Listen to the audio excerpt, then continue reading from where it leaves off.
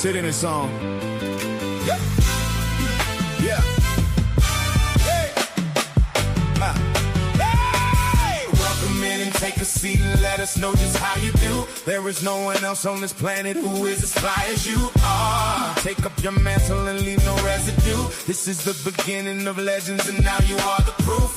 What if I told you to sit in it for a minute and wrestle with your intentions? I know you're tired of pretending, yeah. I hope you're listening, this is just the beginning. And sitting is where the winning is. Learn it and you gon' win again. It's your throne cause you're double, you're due for a win. The lights on and the future just welcomed you in. Big boss flaws like Daenerys, now shall we begin? When you play the Game of Thrones, you better be playing to win. Masters and bastards is the language of past interactions. Disaster strikes and we need you seated, ready for action. Have some compassion, be rational, bring the fractional back to you in your capacity. Actually have audacity. Sit in your chastity, appreciate your masterpiece. Your masterpiece is how you piece together all the recipes. They can cook it up and dish it out, but they will never be the you we need. So please concede, it's time for you to take your seat. Wow. Take a seat and let us know just how you do. There is no one else on this planet who is as fly as you are. Take up your mantle and leave no residue. This is the beginning of legends and now you are the proof. Welcome in and take a seat and let us know just how you do. There is no one else on this planet who is as fly as you are. Take up your mantle and leave no residue. This is the beginning of legends and now you are the proof. Welcome in and take a seat and let us know just how you do. There is no one else on this planet who is as fly as you are. Take up your mantle, leave no residue. This is the beginning of legends and now you are the proof. Welcome in and take a seat and let us know just how you do. There is no one else on this planet as fly as you are. Take up your mantle and leave no residue. This is the beginning of legends and now you are the proof. Can I talk to somebody this afternoon who's had to wrestle with a fear of sitting? Like, I don't know where you've been, I don't know what you've dealt with, but let proof.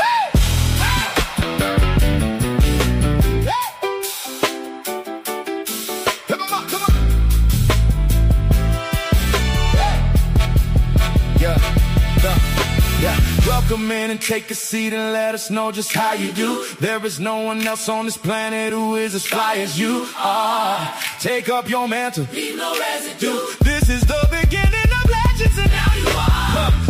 What if I told you to sit in it for a minute and wrestle with your intentions? I know you're tired of pretending, pro. Yeah, I hope you're listening. This is just the beginning, and sitting is where the winning is. Learn it and you gon' win again. It's your throne, cause you double, you do for a win. The lights on and the future just to welcome you in. Big boss flaws like Daenerys, now shall we begin? When you play the Game of Thrones, you better be playing to win. Masters and bastards is the language of past in our actions. Disaster strikes and we need you seated, ready for action. Have some compassion, be rational, bring the fractional back to you in your capacity. Actually have audacity. Sit in your chastity, appreciate your masterpiece. Your masterpiece is how you piece together all the recipes. They can cook it up and dish it out, but they will never be the you we need. So please concede, it's time for you to take your seat. Welcome in and take a seat and let us know just how you do. There is no one else on this planet who is as high as you are. Take up your mantle and leave no residue. This is the beginning of legends and now you are the proof. Welcome in and take a seat and let us know just how you do. There is no one else on this planet who is as fly as you are. Take up your mantle and leave no residue. This is the beginning of legends and now you are the proof. Welcome in and take a seat and let us know just how you do. There is no one else on this planet who is as fly as you are. Take up your mantle and leave no residue. This is the beginning of legends and now you are the proof. Welcome in and take a seat and let us know just how you do. There is no one else on this planet who is as fly as you are. Take up your mantle and leave no residue. This is the beginning of legends and now you are the proof.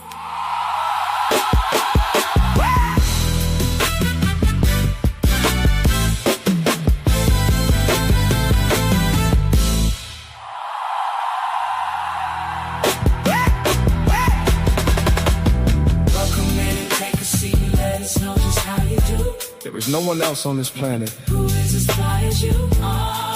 Take up your mantle and leave no residue. This is the beginning of legends. And Now you are the proof.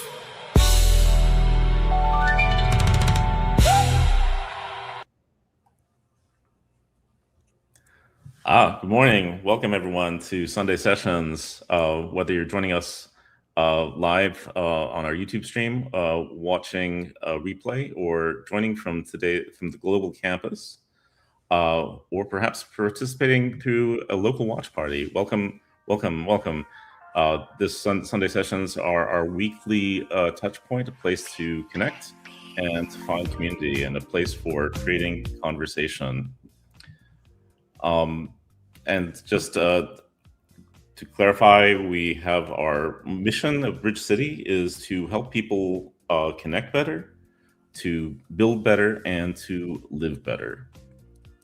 And I have with me today Julian. So Julian, if you'd like to take it from here. What's up, Mark? Bridge City family, YouTube, space, Facebook, everywhere. Welcome in. We are Bridge City. This is Sunday Sessions.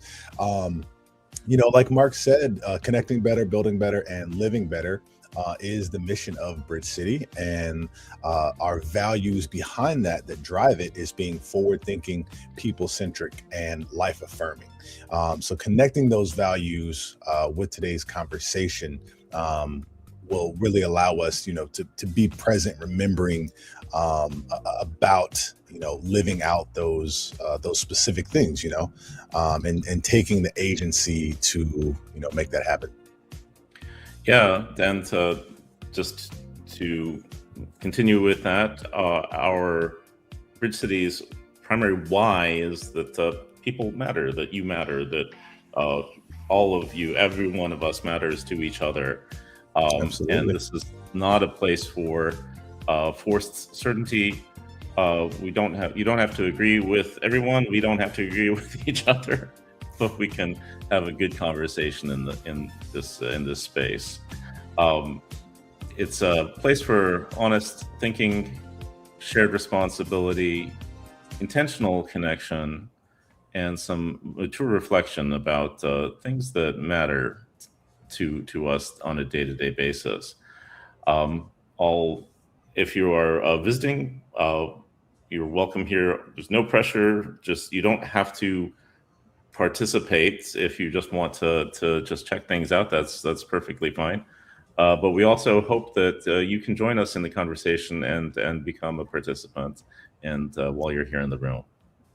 Yes, and specifically for the first-time visitors, the first-time guests, welcome to Sunday Sessions. Welcome to Bridge City. This is a little, it's a little bit different, but we put the emphasis, on the people, and your presence here matters. So thanks for being here. Thanks for sitting with us this morning or this afternoon, wherever you are.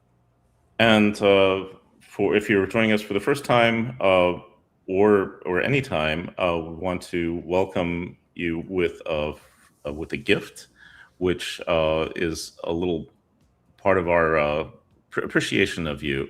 What this has in it, actually today we have a few extra things in this gift. There are some study guides. There's a study guide for today's session, as well as a reflection journal that you can use to think about what we talk about today.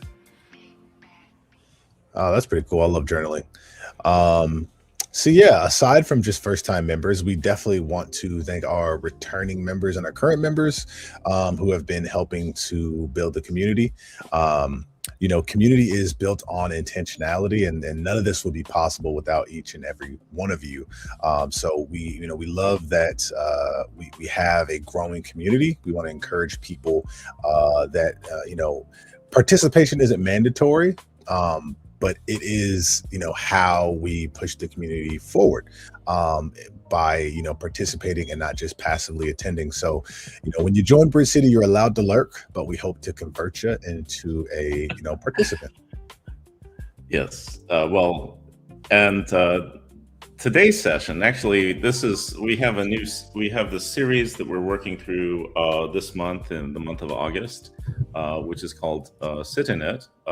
which is for us to take this redemptive journey out of emotional avoidance and return back to this active participation in our lives. So we're often uh, finding that we try to find escape because what we want to avoid avoid certain feelings. And avoidance will work in the short term, but it offers some instant relief. But uh, when retreat becomes our routine, we build a fence around us, and we create these survival strategies that restrict and shrink our world. So in this series, we're learning how to stop running from our internal experiences so we can reclaim that agency, rebuild our emotional range, and step back onto the path of our own potential.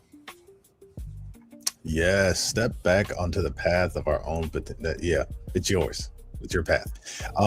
What does sitting in it mean to you?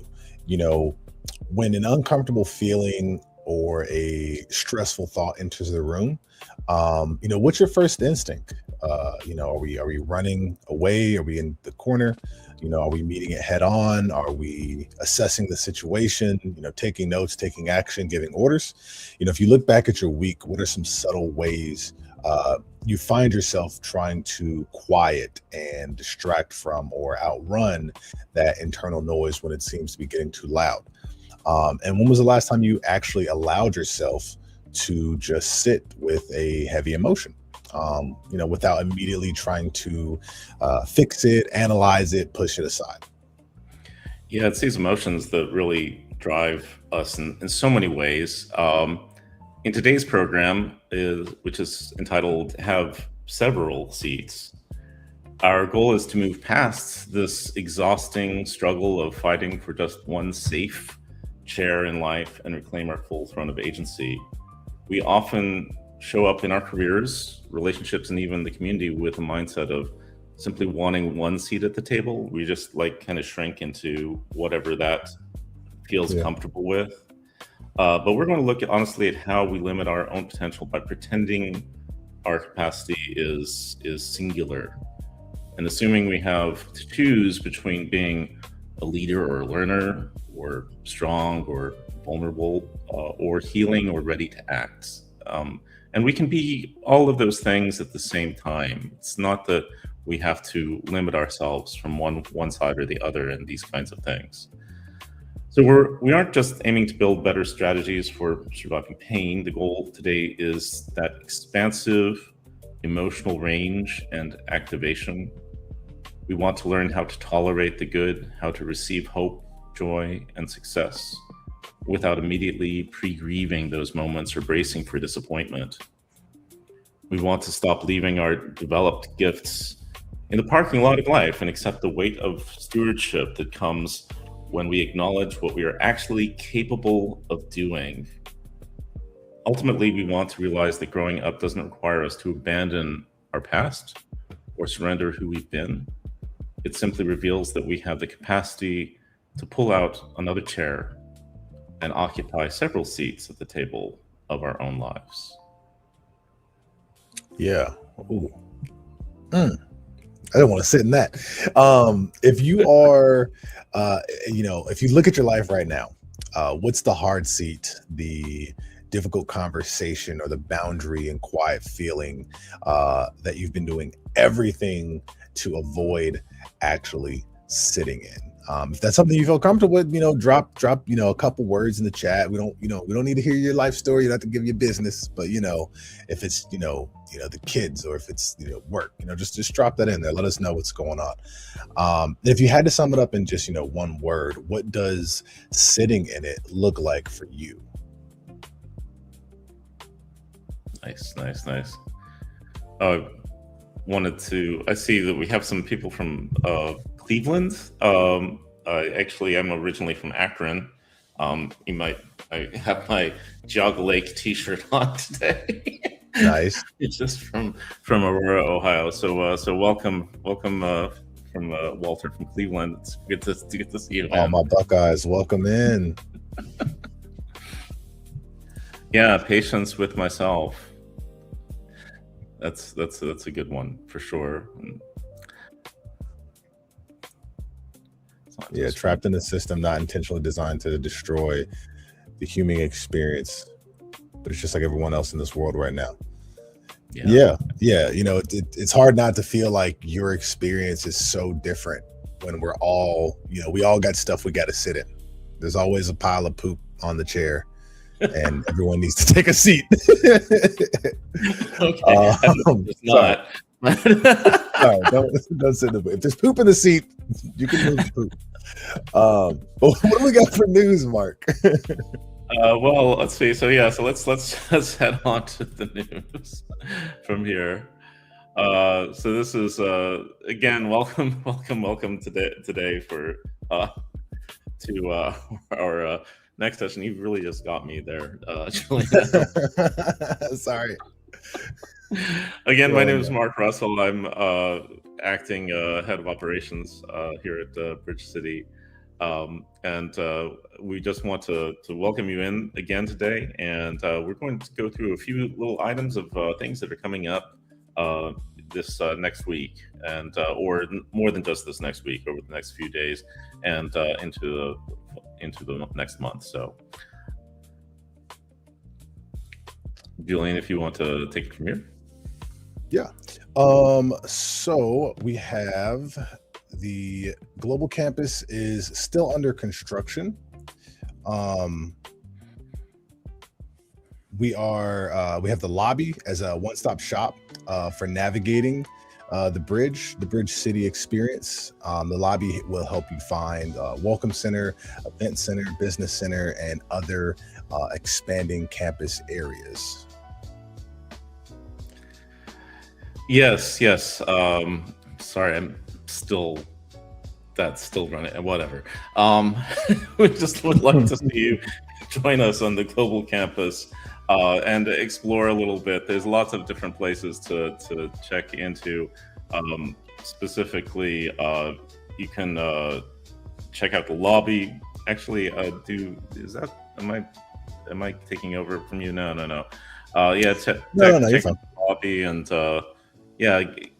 from the lobby, there's some good places to connect, introduce yourself. We have some introductory classes from there. You can also find clubs and events, all kinds of different things going on the campus. Yeah. And then we're talking watch parties. The watch parties are a great way for you to physically, have that community with your Bridge City family. It is a chance and an opportunity to get together and watch the Sunday sessions in person, having, live reactions, with friends, kind of like, watching a movie at home by yourself versus, with friends out on a Saturday night. So if you've ever watched Sunday sessions and wished, man, I wish this was happening in my city, hey, if there are other people, drop down, where you're watching from. And if there's other people around you, you never know, a small in-person gathering to watch Sunday sessions could be a very meaningful conversation and a way of building relationships around Bridge City's mission and message. Oh, welcome from South Carolina. Nice to see you here in the house. Yay! Yeah. Also, Chicago, North Georgia, lots of different places. Denver, Oakland. Yeah, it was great. And yes, Captain DPRK. Sometimes the seat is on a roller coaster, and of course, I have my roller coaster shirt here. I love it. But yeah, so watch parties are a first step. We're trying to create more meaningful personal connections and to create campus environments.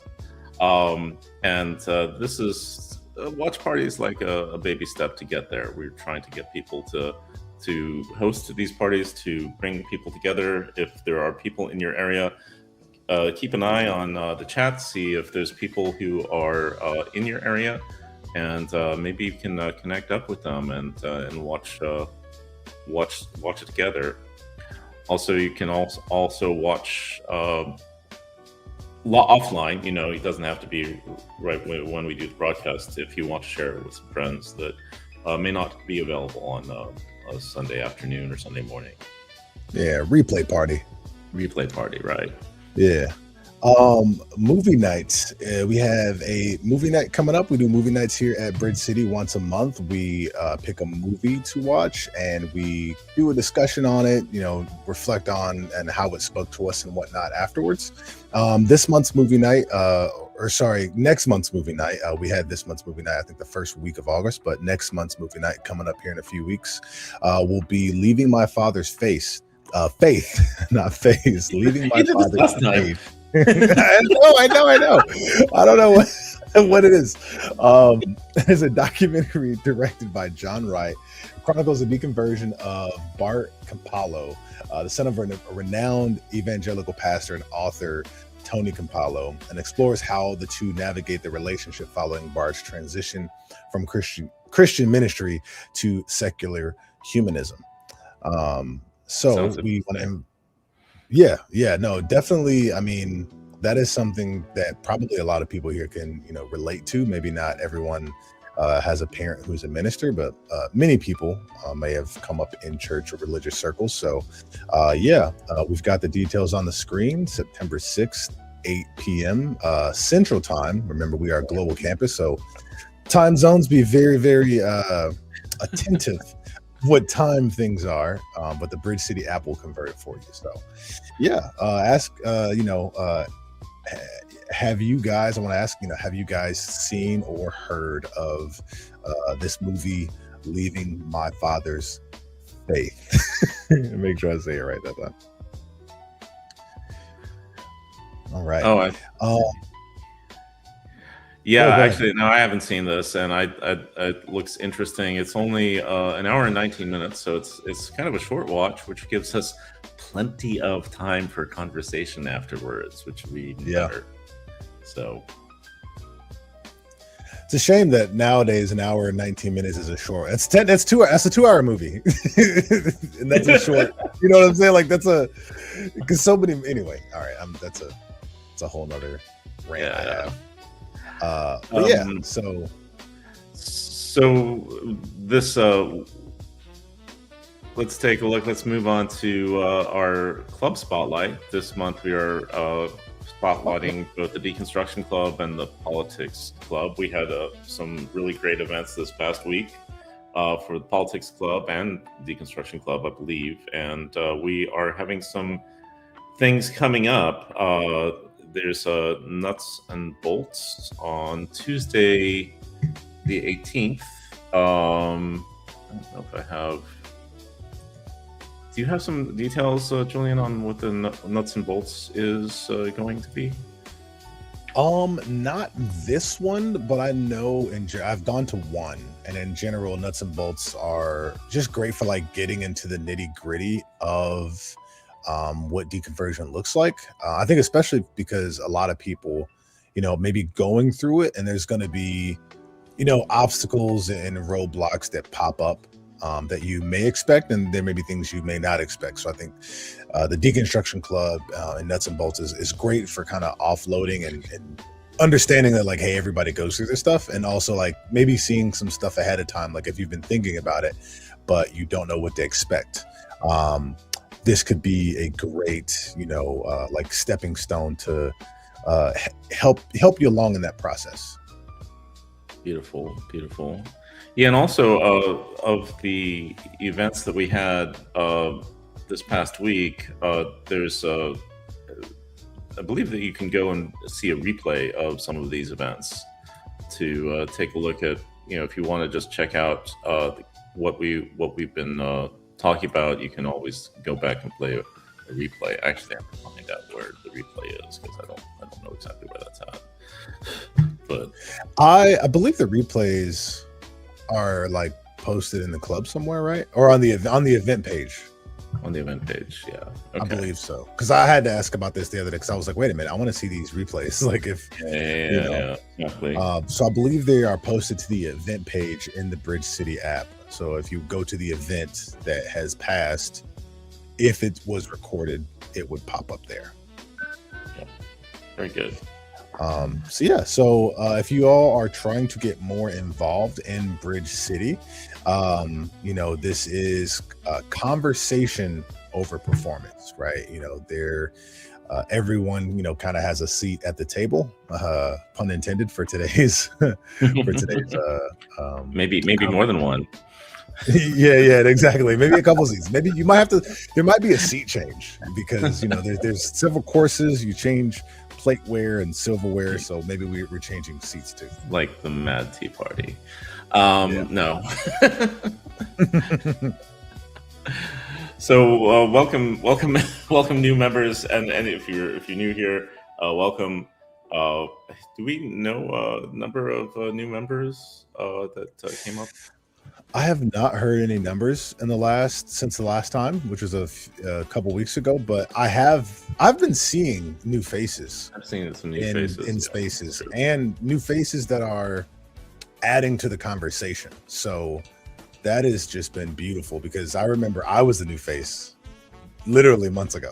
Like months ago, I was the new face, and I was like, "This place is really cool." And now there's more new faces, and I'm like, "Yeah, we're doing it. We're doing it for real." So I mean, and it can be sometimes coming in and trying to introduce yourself and getting to a new community can be kind of overwhelming, and that's understandable. Just take your time, see what works for you, what is comfortable for you, and hopefully, as you get more comfortable, you can start to. I mean, some people have no problem; they just start talking immediately, which is also all good.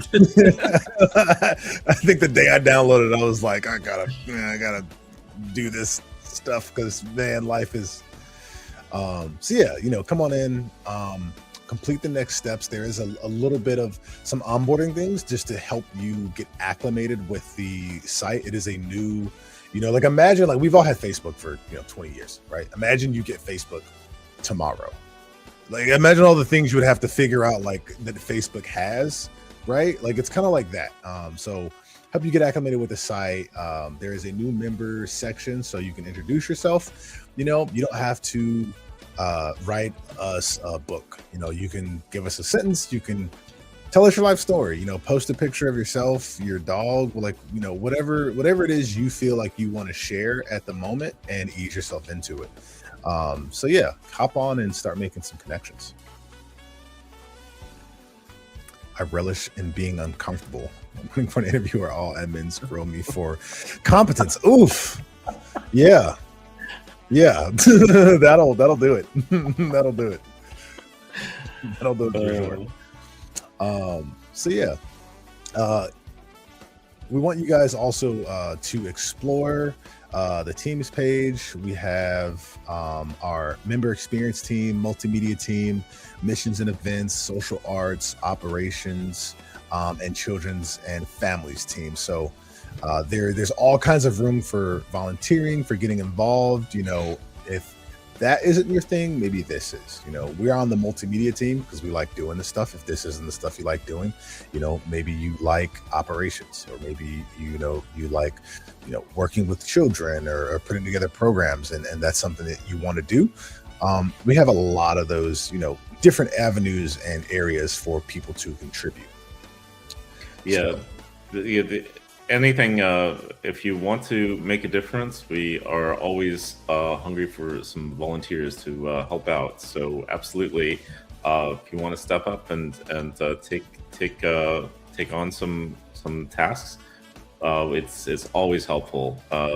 It's just helping the community do better. When you come to join us in these tasks, it helps us as a whole to become a better community, and that's just what we're aiming to be. As we will become better for you, as you step into roles. Also, that's coming up. We always have our Giving Tuesdays, the second Tuesday of every month. Actually, it's passed, right? The second Tuesday of every month. So we'll have another Giving Tuesday coming up next month. But I always actually like to think about trying to make a point of doing something every Tuesday myself, just to help out, whether it is like taking a look at the communities here, doing something here in town, my own place, just wanting to make sure that I'm doing something on Tuesdays that help out. But we're also looking for any, if you have the means and want to give, that would be really appreciated as well. Yeah. We don't want anyone to feel pressured or obligated, right? Just because you utilize the community. Sometimes it may feel a bit awkward when these types of conversations come up. It's always awkward to talk money. But this is, voluntary. It is intentional generosity. It is whatever you feel that you have the ability and the capacity and the desire to give. Like if you have the capacity but not the desire, I don't know how much you would really get out of a community that you are reluctantly giving into. But I think most people, that would get involved in something like this would find value in it. Yeah. And Ash just pointed out we had a really great Giving Tuesday this past Tuesday, and we want to thank everyone who did give. Also, just keep in mind what this is used for. All of these platforms and things, to the streaming on YouTube, the platform of Circle itself. These all cost something, so that's really, and also how to advance and make as the community grows. These things end up costing more over time. So this is how the money actually gets used when you can give. So yes, absolutely. Nothing is free.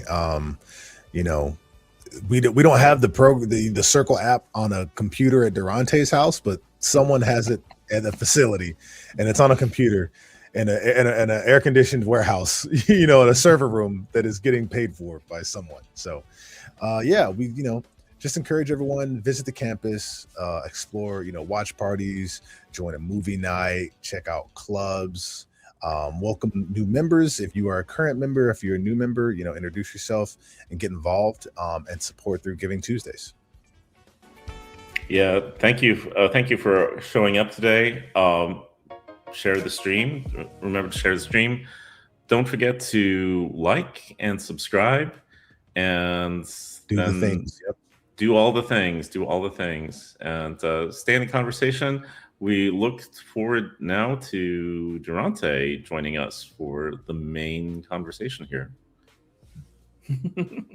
Thank you, fellas, so much, man. Today just feels good already.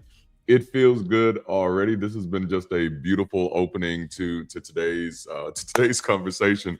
Listen, where are you watching from, man? Where are you watching from? As you're coming in, please let us know. We've seen so far we got people in the Carolinas. We have people in California, in Ohio, Canada, Texas. I saw someone saying, "Hey, please expand into northern Georgia." Hey, we see you. We coming. Phoenix, Arizona, always in the building, and that's just such a beautiful thing. I'm so glad, so proud that our community is making a difference in all of the ways that it is, and it truly is a community, y'all. This is not a fan club. This is not a clique. This is not a debate club. This is community. And it takes more than one of us to make this happen. So please, as you're coming in, let us know where you're watching from, because trust me, we're paying attention. We are paying attention, so that we can continue to expand and continue to build. Go Suns. I love it. Also, listen, I think you heard it, but we have a special gift for you. If this is your, I've been saying, if this is your first time here, we have a gift for you. But now we're doing it like this. If you're here, period, we have a gift for you. Our interim head of operations, Mark, you saw him on the screen. We We put him in the seat, and so now he's there. But you saw him on the screen. He's done an excellent job of creating accompaniment resources for these Sunday sessions. And so what we decided to do just last night on a pivot, on an audible, if you will, we decided to expand what we're providing as gifts. So when you now visit the gift link, when you visit it now, you're going to see more than just the one gift. You're going to see the gifts that we've given out for every week, in every month. Every week in this month so far. You'll see all of those. And then today, you'll actually get 3 gifts. You'll get a little infographic, a study guide journal, and there's one other thing. Please don't get me to lying, because I got a lot of stuff on my head right now. But listen, if you want something to help you grow in who you are, and that's what these sessions are about, y'all. They're about personal development and community growth. That's what we're on, personal growth and community development. You can flip that thing any way that you want it, any way that you want to, but that's what we're making available. When we come together, listen, I get it. Many of us got a lot of problems with religion. Many of us got a lot of problems with Christianity and all of those things. But I don't want us to be so well equipped at fighting Christianity that we're under equipped with helping humanity. Can I say that again? I don't want us to be so well equipped at fighting Christianity that we're underdeveloped in promoting humanity. And that's really what Bridge City is here for. Now, if you want to rag on religion and all that stuff, you want some stuff in your arsenal to tear religion apart, meet me on Monday through Fridays. I'm dropping content every Tuesday and Thursday, helping people navigate their deconstruction. But Sundays are for people. Sundays are for community, and that's what we're here for. Speaking of which, and I'm talking fast because I got a lot to say this morning, but speaking of which, or this afternoon rather, did you invite somebody to community this weekend? Because that's how we grow. That's how we continue to grow. Listen, we are over 300 members strong now. Go ahead and pat yourself on the back. I mean, that's just within a year of really getting serious and really having having our global campus and really creating opportunity for people to connect outside of Sundays. So this is where you get to play an integral part by just inviting someone every weekend, every chance you get, man. Just, hey, what are you doing this Sunday? We're doing something different. And I don't know if y'all saw the little post that I did earlier this morning, but Sundays hit different when superstition is off the menu. And I think that's what we're finding with our Sunday session so far. And of course, I've been plugging this whole series because I think it's dope. And maybe you'll think it's dope too. But listen, we got some merch out there. We have merch. You can visit Window Shop. Let me see if I can get the QR code on the screen for a little bit. This is new merch specifically for this series. Sit in it, man. And it comes in many different colors. But if you want to find a way to, number one, support this community, and number two, rock something that's a little stylish, that stands out wherever you're going, check out the QR code on the screen and get you that new t-shirt. I promise you, it's dope. I mean, you see it. You can see it, so you know your boy ain't lying. I'm looking at it, you looking at it. We both know what it is. We know what it is. All right. Also, something that we have started doing last month, and it's probably become just the highlight of our community, especially for our Sundays, because it allows us to move beyond just this conversation to actually be able to gather together and have conversation together and really share things from each of our own perspectives, learning from each other. And we've been calling that coffee hours. So listen, if you have some extra time after today's session, immediately after the session, we get together for about an hour or so and we just talk. And honestly, I try to sit back because I'm about to be talking for about an hour right now. And so after that, you've heard enough of me. I want to hear from you. Our community wants to hear from you, and that's how we grow. So make sure you check that out immediately after this session.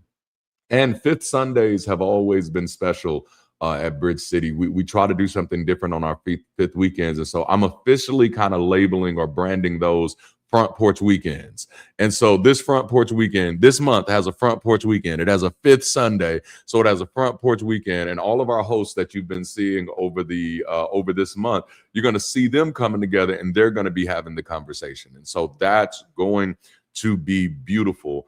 And as I said last week, I do want to just give a special shout out to everybody who supports this community financially. It is your support that allows us to not only keep growing, but to keep growing strong. So listen, if you're a financial supporter, make sure you pat yourself on the back. Thank you for your support. And then for those of you who got 99 problems and money is most of them, please don't feel bad if you can't give. We appreciate you for being here, for liking the stream, for participating in the events and the activities, and for and for connecting with other people, because that's what we exist for, to help people connect better so that we can all build better. So at the end of the day, we can get a look closer to living better. And I hope that means something to you.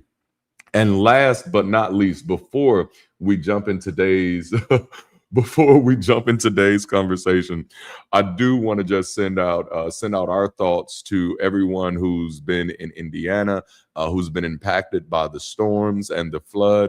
As you can see, our voice of God, the person who's normally running our streams and stuff, is actually not able to be with us today because they've been impacted. So please send your thoughts that way. And if there's anything, if this is something that you specialize in, like how do we help people when they're impacted by disaster? Because this is an area that I would love for Bridge City to be able to make a tangible difference in. The places that I come from, that's the type of world that I come from, where when disaster strikes, we can get in position to be some type of support. And that's what I want us to be able to be at Bridge City. So listen, if you're one of those people where things like that are on your heart, this is a great time to start thinking about, hey, what could we be doing as a community when people run into tragedy and when disaster strikes, right? All right, so I think that's it for all of my little announcements. Let's jump into this. We are in week 3, man. We are in week 3, and I gotta ask, how are y'all feeling about this series? Can I ask that? How are y'all feeling about this series? And I got a little poll on the screen, and I love for you to participate in the poll before we move too far. I'd love to see. And for those of you who are new to our polls, if you're new to this, all right, if you're new to our polls, you just type in the number in the chat, which one that corresponds with you. If you're loving it, man, put a 1 in the chat. Just go ahead and drop a 1 in the chat right now. I'd love to see a bunch of 1s in the chat. You see how I'm trying to prod you a little bit? But no, if you're loving it, put a 1 in the chat. If you need more of it, put a 2 in the chat. And if we need to ask you again next week, just drop a 3. Drop a 3 in the chat. Let us know how you are enjoying this series. Come on now. Yeah, and then comment after. Come on now, let us know. I'm gonna give you a little time. Maybe you need to think about it. Drop them in there. Let us know. That's how you participate in the polls in this chat. 1. Thank you. I'm loving that. We got a lot of 1s out there. Come on now. Raise them hands. Come on now. Yes. Beautiful. I'm loving it. This is amazing. Oh man, and we got a super chat, a late Tuesday gift. Thank you, Captain. That is absolutely beautiful. And thank you, team, for calling that out for me, because I dang sure would have missed it. Jude, you are on it. Our director of social arts is on it. Thank you. Y'all are amazing. I love seeing all of these 1s. All right. Yes, come on now. Beautiful. Okay, so listen, y'all. Last week, we explored how emotional avoidance can move from relief to restriction, and we learned that avoidance often works in the short term, which is exactly why we keep reaching for it. Like we keep reaching for it because it works in the short term, right? But what starts as a momentary retreat can become a routine.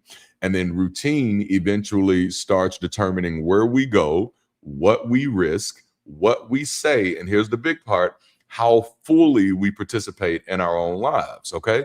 So we ultimately discovered that recovery is not about forcing ourselves to confront every emotion all the time.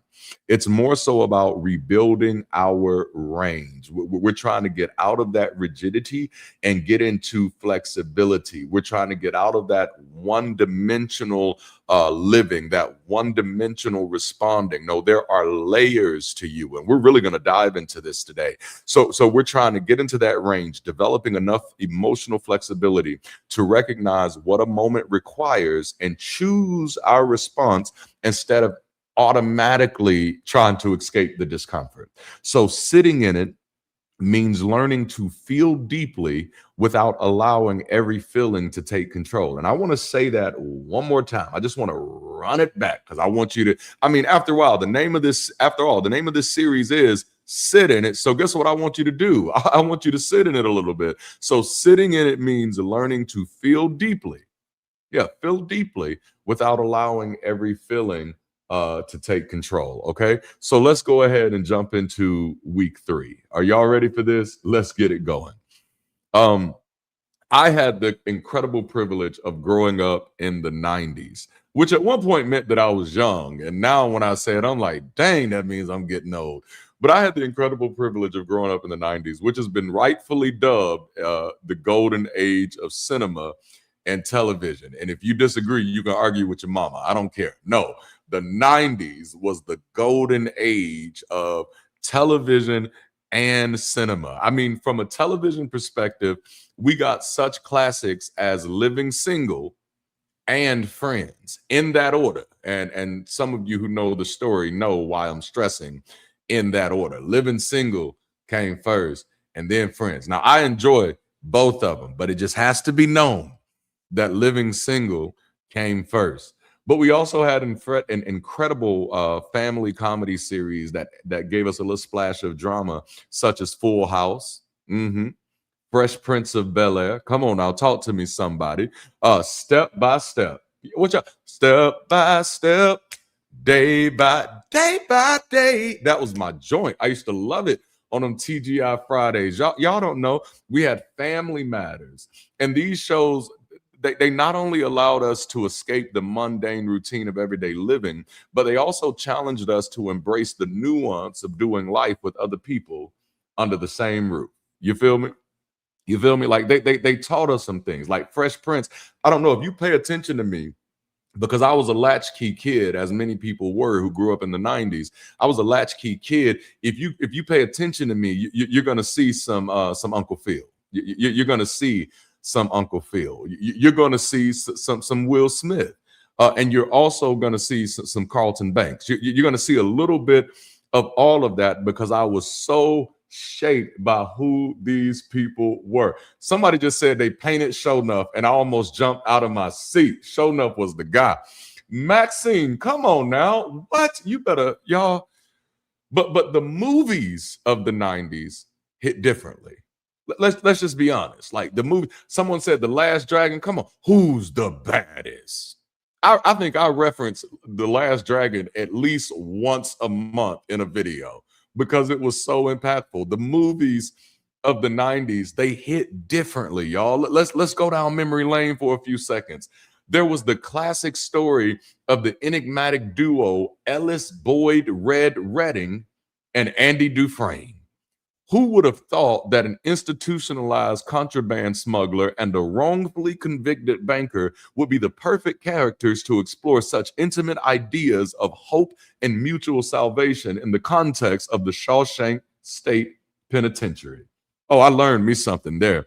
Andy Dufresne, who crawled through a river of shit and came out clean on the other side, y'all. But the 90s, they didn't leave us at Shawshank. No, in 1993, we were given the opportunity to peep in from a peripheral as the industrialist Dr. John Hammond invited a handful of experts to visit his theme park of cloned dinosaurs, aptly known Jurassic Park. And, you know, every time I say it, I just want to say dinosaurs because that's how the little cartoon guy, you know, he said dinosaurs, you know. Jurassic Park. After being enamored by the beauty of the environment and the creatures conjured from prehistory, it doesn't take very long in the story for havoc to break loose. As in the words of Dr. Malcolm, played by the infamous Jeff Goldblum, life finds a way. Okay. Steven Spielberg gave us a masterpiece that has led to 7 complete stories across 2 franchises. I'm telling y'all, the 90s were like a golden age of television. Okay.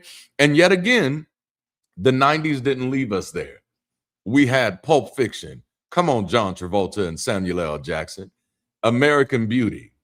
The Lion King. You deliberately disobeyed me. Come on now, y'all better talk to me out there. We had the Truman Show, the Usual Suspects. Come on, The Matrix, the Green Mile, Forrest Gump. Life is like a box of chocolates. Sometimes you get the ones with the coconut in the middle. That's my adaptation of that one. We had Mrs. Doubtfire, which that movie transformed me deeply. Okay, we had Schindler's List. And the list literally goes on and on and on, okay? But in the middle of all of these incredible classics, a 35-year-old Eddie Murphy dropped the irreverent classic that centered the plot around the kind-hearted, morbidly obese science professor, Sherman Klump. Sherman invents a genetic weight loss serum to win the heart of graduate student Carla Purdy, played by she who shall not be named. All right, we're just going to leave that there. Now, the 1996 movie was actually a remake of the 1963 original featuring Jerry Lewis playing the role of Professor Kelp. You know, a little name difference there. On one hand, Eddie's version of the story is a comedic masterpiece. Like, Sherman, Hercules, yes. On one hand, Eddie's version of the story is an absolute comedic masterpiece. If you haven't seen it, do yourself a favor and set up a Netflix and chill night and go for it. But that's not actually where I want to rest my case for the sake of this conversation this weekend. I instead want to focus on how Eddie, in the spirit of such greats as Peter Sellers, Tony Randall, Jerry Lewis, and Alec Guinness, literally came to the table prepared to play 7 different characters. Somebody just caught the zag, all right? And I don't mean table just metaphorically. Many of the scenes in the movie are featured around the dining table with several characters, such as Professor Klump, Papa Klump, Mama Klump, Hercules, Grandma Klump, and Cousin Ernie Klump Sr., all meticulously played by Eddie Murphy, all by himself. Tyler Perry wasn't the first one to do it. As a kid, this was magical for me to be able to watch this, because it took me a minute to realize that it was him. It was the same way in Coming to America, which many people don't know was one of Cuba Gooding Jr.'s first movies, because he was the kid in the barbershop. But in the barbershop scene, you got Eddie Murphy playing like 4 different people, and Arsenio Hall playing some people. This was magical to me, how people could just become somebody else right in front of you, and you didn't even know it. Like, oh my goodness, you know. And then when Eddie's playing the Jewish guy, and he's like, you know, I'm at the restaurant and they bring in the soup, and I'm looking at the soup, and I say, wait up, tell me what's wrong with the soup. And he's like, no, tell me what's wrong. And he said, wait. And he said, take the soup. And he's like, I need a fork. Aha. And then just the excellent callback to Trading Places, which was another classic with Dan Aykroyd and Eddie Murphy. Just wonderful classic. Mortimer, we're back. Just great movies. Okay, now listen. I know we're talking about movies, but this got me thinking about life. Most of us show up to life with the mindset that I just want a seat at the table. Have you ever said that before? Have those words? I just want a seat at the table. I just want a chance. And so every time I think about the Nutty Professor and I think about the people around that table, I just want a seat at the table when we're going for a new job, new opportunity, or even joining a new community. Some of you joining Bridge City are coming in and saying, listen, I just want a seat at the table. And then so you say that, and then you finally get that seat. And then later you're asked to lead something. And then later you're asked to mentor somebody. And then you're asked to make a decision. And then you're asked to represent the organization, you know.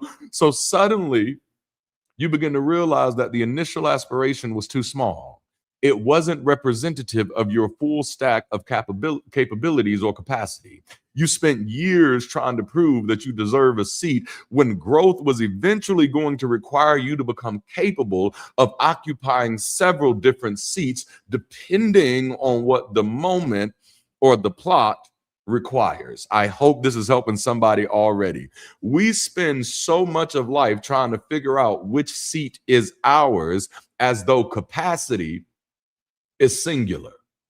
We spend so much time. I just want a seat at the table. I just need one seat. We spend so much time trying to figure out which seat is ours, as though it's just one thing that we can do. Am I the leader or am I the learner right now? Am I strong or am I vulnerable? Am I the person who needs help or am I the person who is capable of helping? Come on, I'm talking to you. I'm coming to your row in just a moment.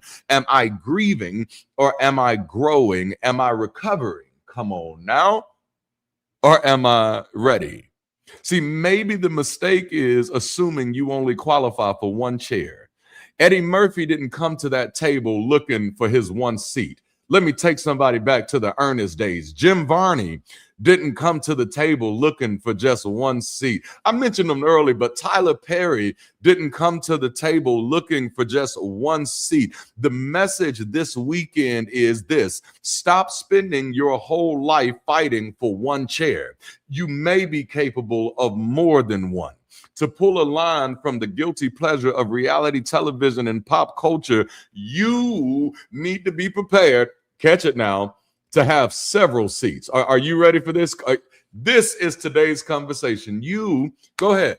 If you're not too bougie, go ahead and tag somebody and say, hey, boo-boo, have several seats. Why have one when you can have several? Have several seats. In this series, we're going to be learning how to sit in our pain while also sitting in our power. Yeah, we're learning how to sit in our calamity while also sitting in our capacity. I'm not just challenging you to sit in your fears, your frustration, and your fragility. I'm also challenging you to, at the same time, simultaneously, if you will, to sit in your freedom, your fitness, and your fortitude. That's what I'm talking about when I say, please have several seats, okay? Because some of us have gotten so good at surviving what hurts that we don't know what to do when something good shows up. You're learning how to sit in grief, but can you also sit in joy? You're learning how to sit in disappointment, but can you also sit in possibility? You're learning how to acknowledge where you are wounded, but can you also acknowledge where you are gifted? Stop reducing yourself to one experience, one emotion, one role, one version of yourself, or even one destination. You can be healing and still be capable. You can be learning and still be leading. You can be afraid and still be ready. You can be grieving what was wrong while still growing into what will be next. See, we talked about emotional range last weekend, and emotional range is not just having more ways to handle pain. It's also having enough capacity to receive what feels good without immediately distrusting it, diminishing it, or disqualifying yourself from it.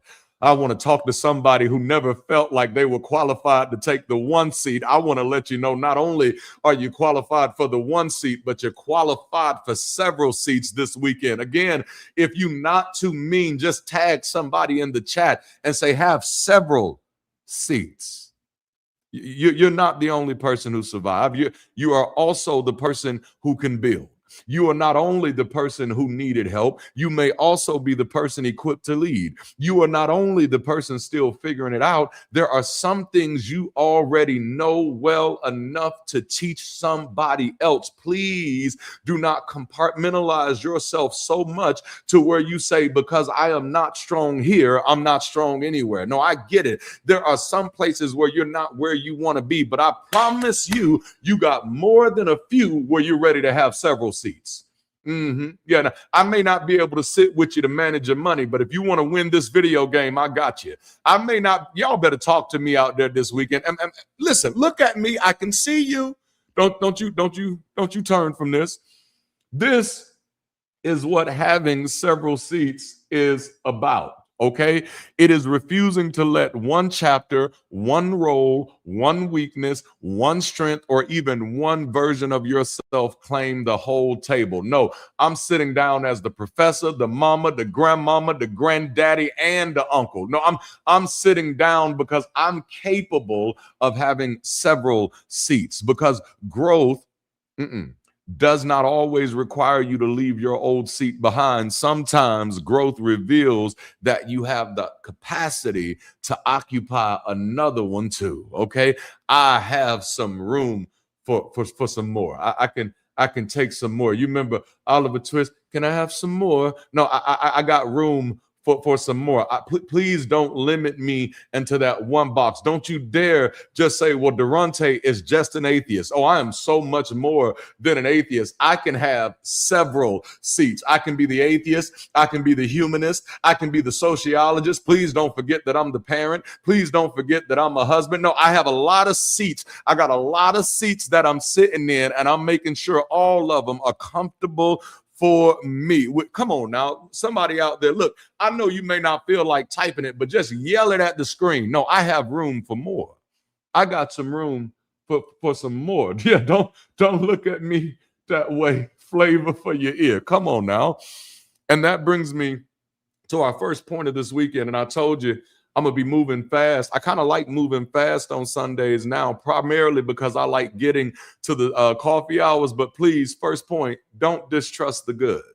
If you're a note taker, this is a great place to write something down. Don't distrust the good. I get it. Life gets hard sometimes. You've been disappointed a lot. You've had people who have let you down. You've gotten your hopes up a few times before, only to watch things just be shattered and fall apart. But if I can encourage you with anything this weekend, the first thing that I want to encourage you with is don't distrust the good. No, I know you have been through hell and high water. Hell, sometimes you've been the hell and the high water. Yes, but I came to remind you, don't distrust the good. No, I get it. You got some darkness in you. You got some things in you that you are not exactly proud of. And sometimes it makes you feel that you don't deserve one seat at the table, let alone several seats. But I'm here to encourage you this weekend. Hey, don't distrust the good.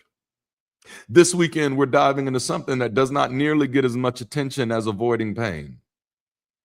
Positive emotion avoidance. Now, many times when we talk about emotional avoidance, we talk about avoiding the negative emotions. I don't want to feel the shame. I don't want to feel the guilt.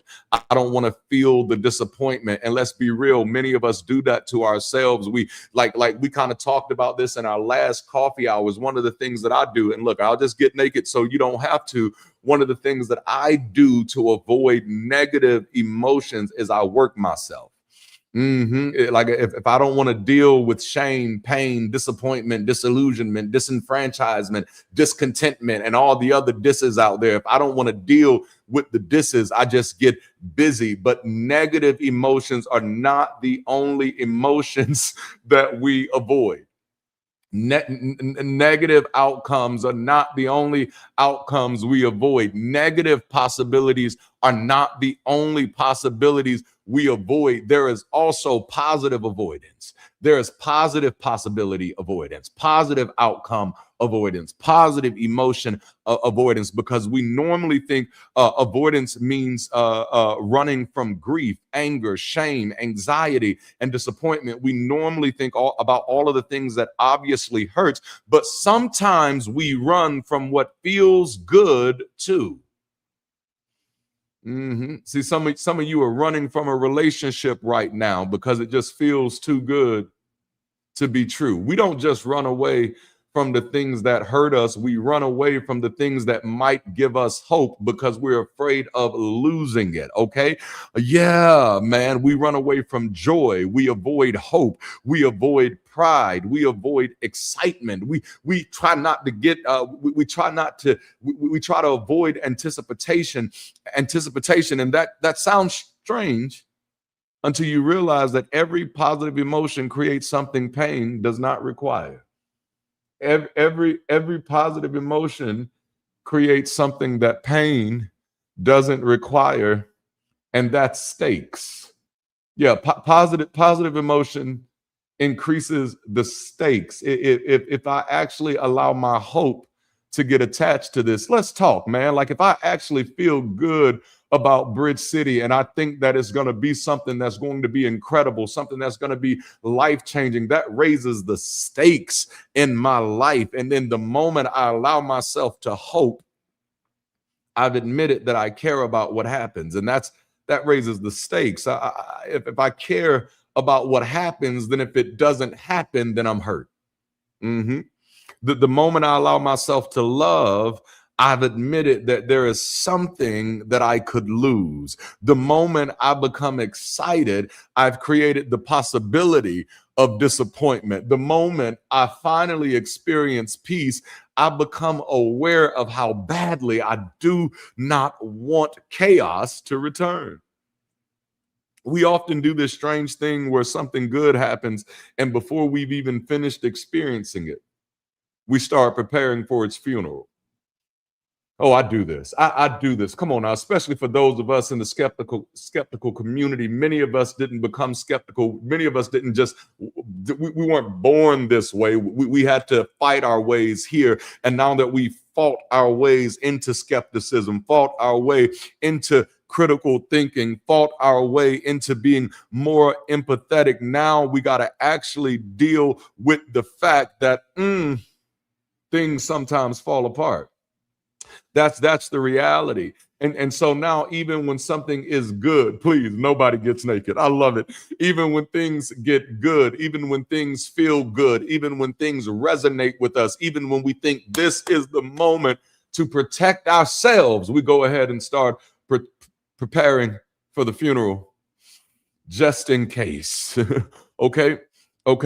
So we start saying stuff like, well, this probably won't last, so don't get your hopes up, okay?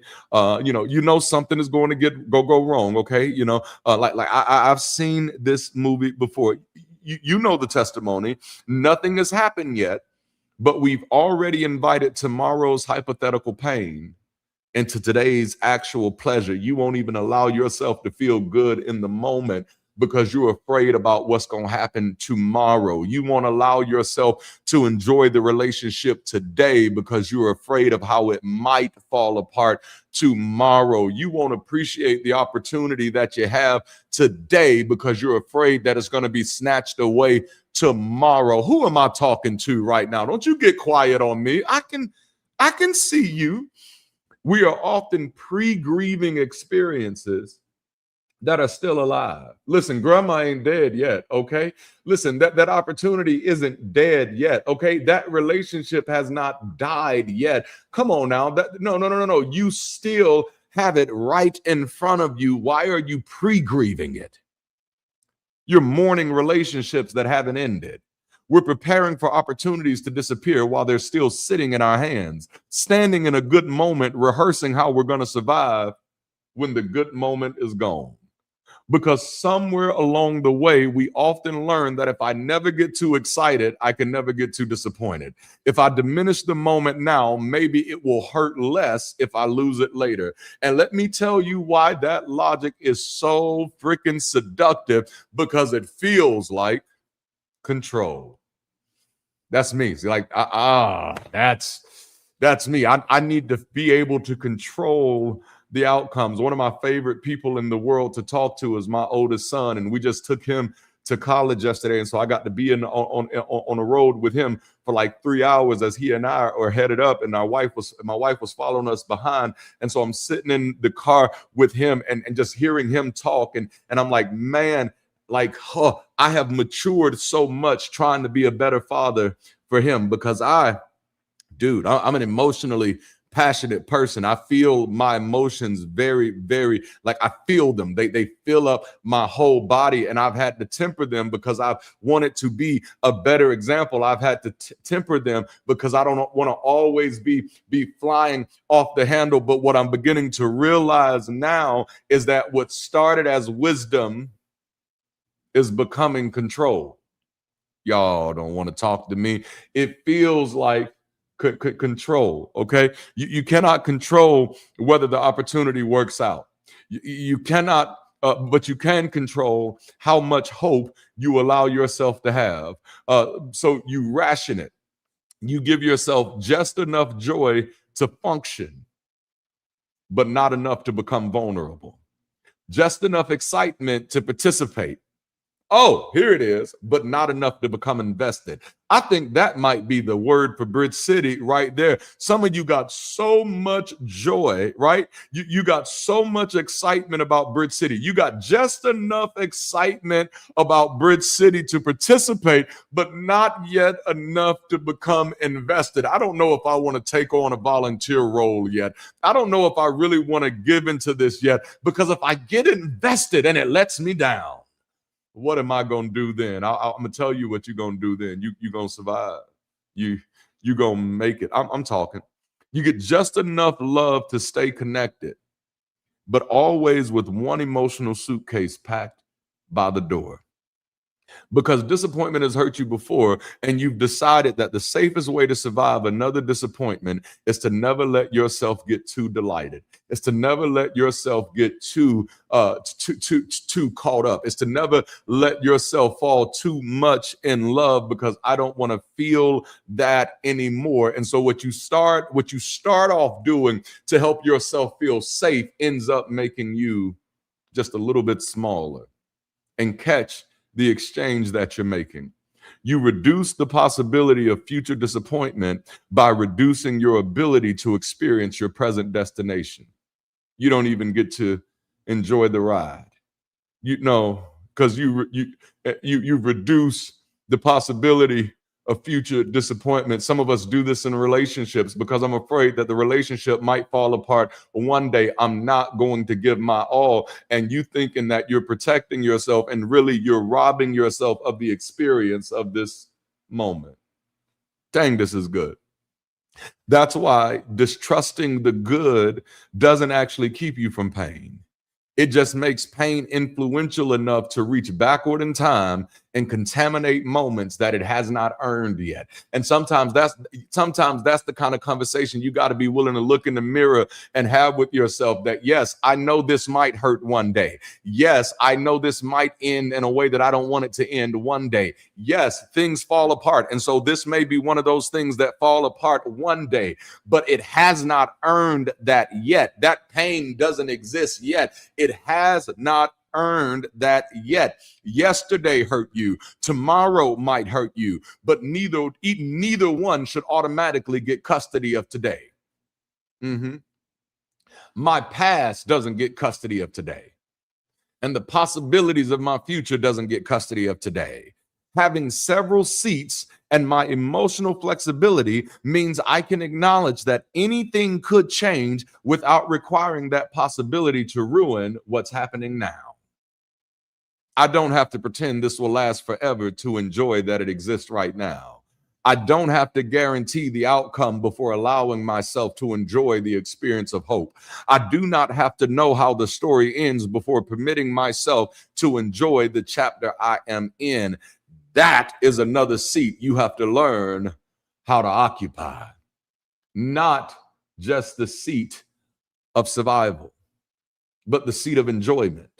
Not just endurance, but the seat of expectation. I want you, can I talk to just like 15 people real quick who need to get your expectation back? That your heart has been broken so many times, your hopes have been shattered so many times, like your dreams have been deferred so many times. Can I talk to you just a little bit and say it's okay to get your expectation back? This is so good. You know, you have to sit, not just, watch this, not just I made it through. You have to sit long enough to say, this is actually good. I don't know what it's going to be tomorrow, but man, right now, this is good to me. This is good to me. If we're going to have several seats, one of those seats has to belong to the version of you that can receive something good without immediately interrogating it. Some of us have learned how to survive going through hell better than we know how to recognize when we're the help. I'm going to say that again. Sit in it. Sit in it, damn it. I'm going to say it again. Some of us have learned how to survive going through hell so well that we've forgotten how to recognize when we're capable of being the help. No, we're all in this together.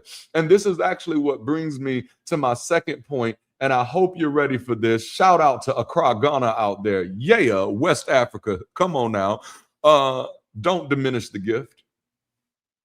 Next month's next month's series is going to be called Gifted. Yeah, don't diminish the gift. Don't diminish the gift. Don't you dare let go of superstition only to diminish the giftedness of who you are. Don't diminish the gift. Here is what made Eddie Murphy's performance so remarkable to me. He did not just have the range, and bruh, man, oh my goodness, he had the range. He trusted the range enough to put it at the table. And I just got to give a major shout out to the people who are joining Bridge City and who are helping Bridge City be what it is, because most of them are having several seats. Come on now, y'all tell the truth. Go ahead and tell the truth out there in the chat. Ashley has several seats. Jude, several seats. Mark has several seats. Julian is picking up several seats right now. Come on now. No. You got to trust your range enough to put it at the table. See, that's a different conversation, because you can possess capacity and still never give it an opportunity to show up. That's one of the most heartbreaking things in the world to me, is when I get to sit down and talk with people for real, face to face, just really get to hear people, and I hear them limit themselves to just one seat. And I'm like, what?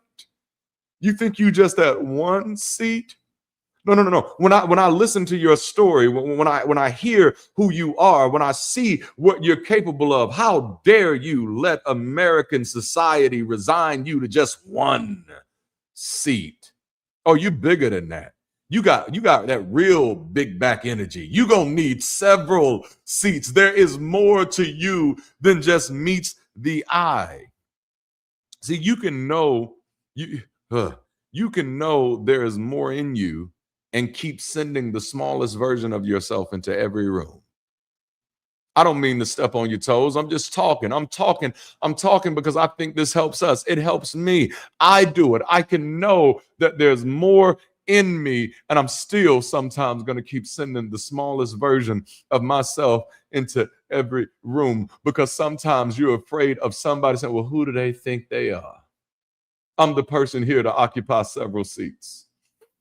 You can have the ideas, the instincts, the experience, the creativity, the leadership, the voice, and you can still keep waiting for somebody else to tell you which parts of yourself you are allowed to bring.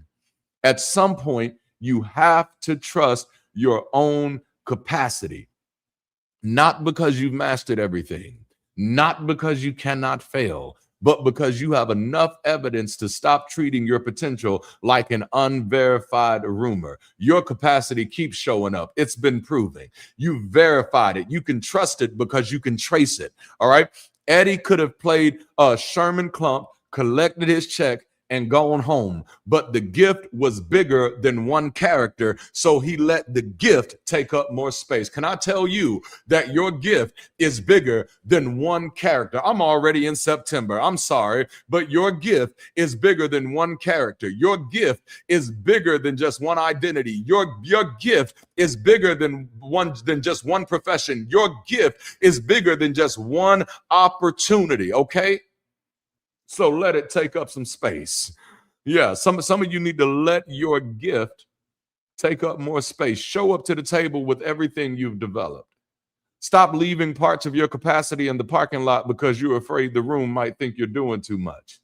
Okay? In a world where most of us are struggling with not enough, the answer is too much. Come on now, y'all better talk to me. In a world where most of us were struggling with not enough attention, not enough love, not enough support, not enough resources, the answer is I gotta do too much. Y'all, sometimes doing too much is simply what it looks like when somebody with several capacities finally stops pretending they only have one.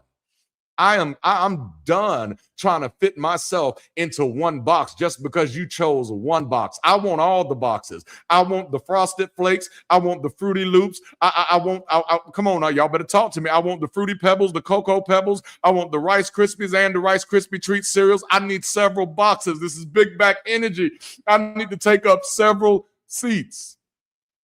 You will never discover how much of the table you can occupy while standing outside of the room questioning whether you belong there. At some point, self-efficacy has to become action. Well, Darante, I hear you talking, but I don't know. Try it and find out then. Darante, I hear you talking. I got a lot of things that I'm interested in, but I'm so afraid. Try it and find out then. Because what's the worst that can happen? You fail at something that you've never done before. Welcome to humanity. That is how things go. You fail your way to fortitude. I'm gonna say that one more time. It ain't in my notes. I'm gonna say it one more time. You fail your way to fortitude. Okay, keep trying till you get it right. Keep. Man, I got songs running through my head right now. No, keep trying, doing it and doing it. And doing it while, no, keep trying until you get it right.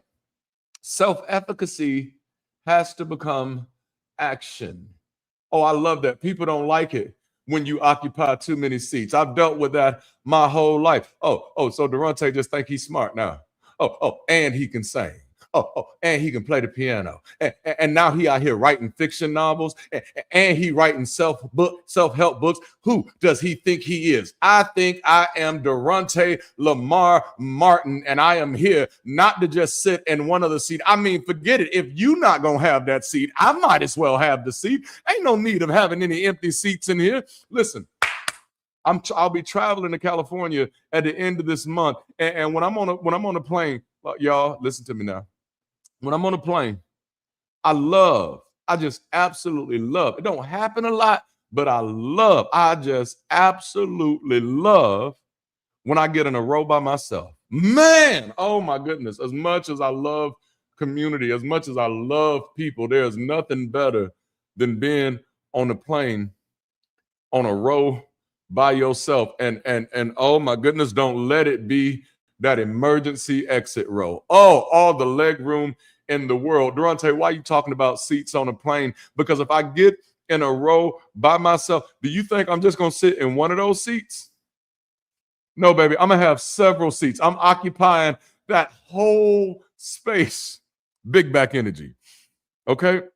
Self-efficacy has to become action. You have to pull the chair out. You have to sit down, and when the moment reveals that you have the capacity for another seat, take that one too. Come on in and have a seat. Let us know just how you do. When the moment reveals that you have the capacity for another seat, don't wait for permission. The vacancy is the permission. Have your seat. Have your seat. Oh, ain't nobody else sitting here? Let me go ahead and spread out a little bit. Ain't nobody else sitting here? Oh, okay. Yeah. Let me. No.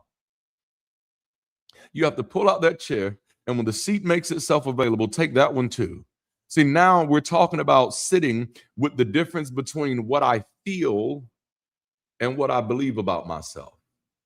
See, the challenge is no longer merely, can I experience something good? It becomes, can I accept something good about myself? Because that inner voice that creeps up is, I don't know if that's for me. That inner voice that creeps up, is, who am I to want to do so much? That inner voice that creeps up is, I should probably not try to take up too much space. It becomes, can I acknowledge? Can I experience something good? Come on now. The vacancy is the permission. Yes, thank you. Can I accept something good about me? Can I acknowledge I'm actually good at this? I'm going to tell you a story.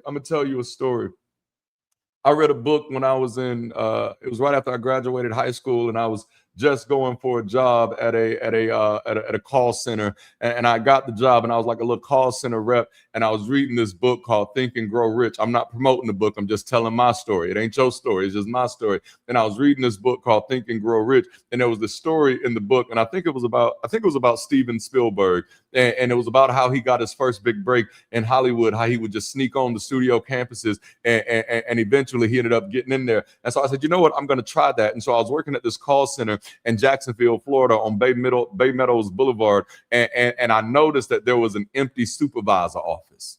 There was an empty supervisor office. And so normally during lunch and during breaks, I would go into the break room with my other fellow call center representatives. But little by little, I started paying attention to that empty supervisor seat. And I was like, you know what? Ain't nobody sitting there. Ain't nobody doing nothing with that office.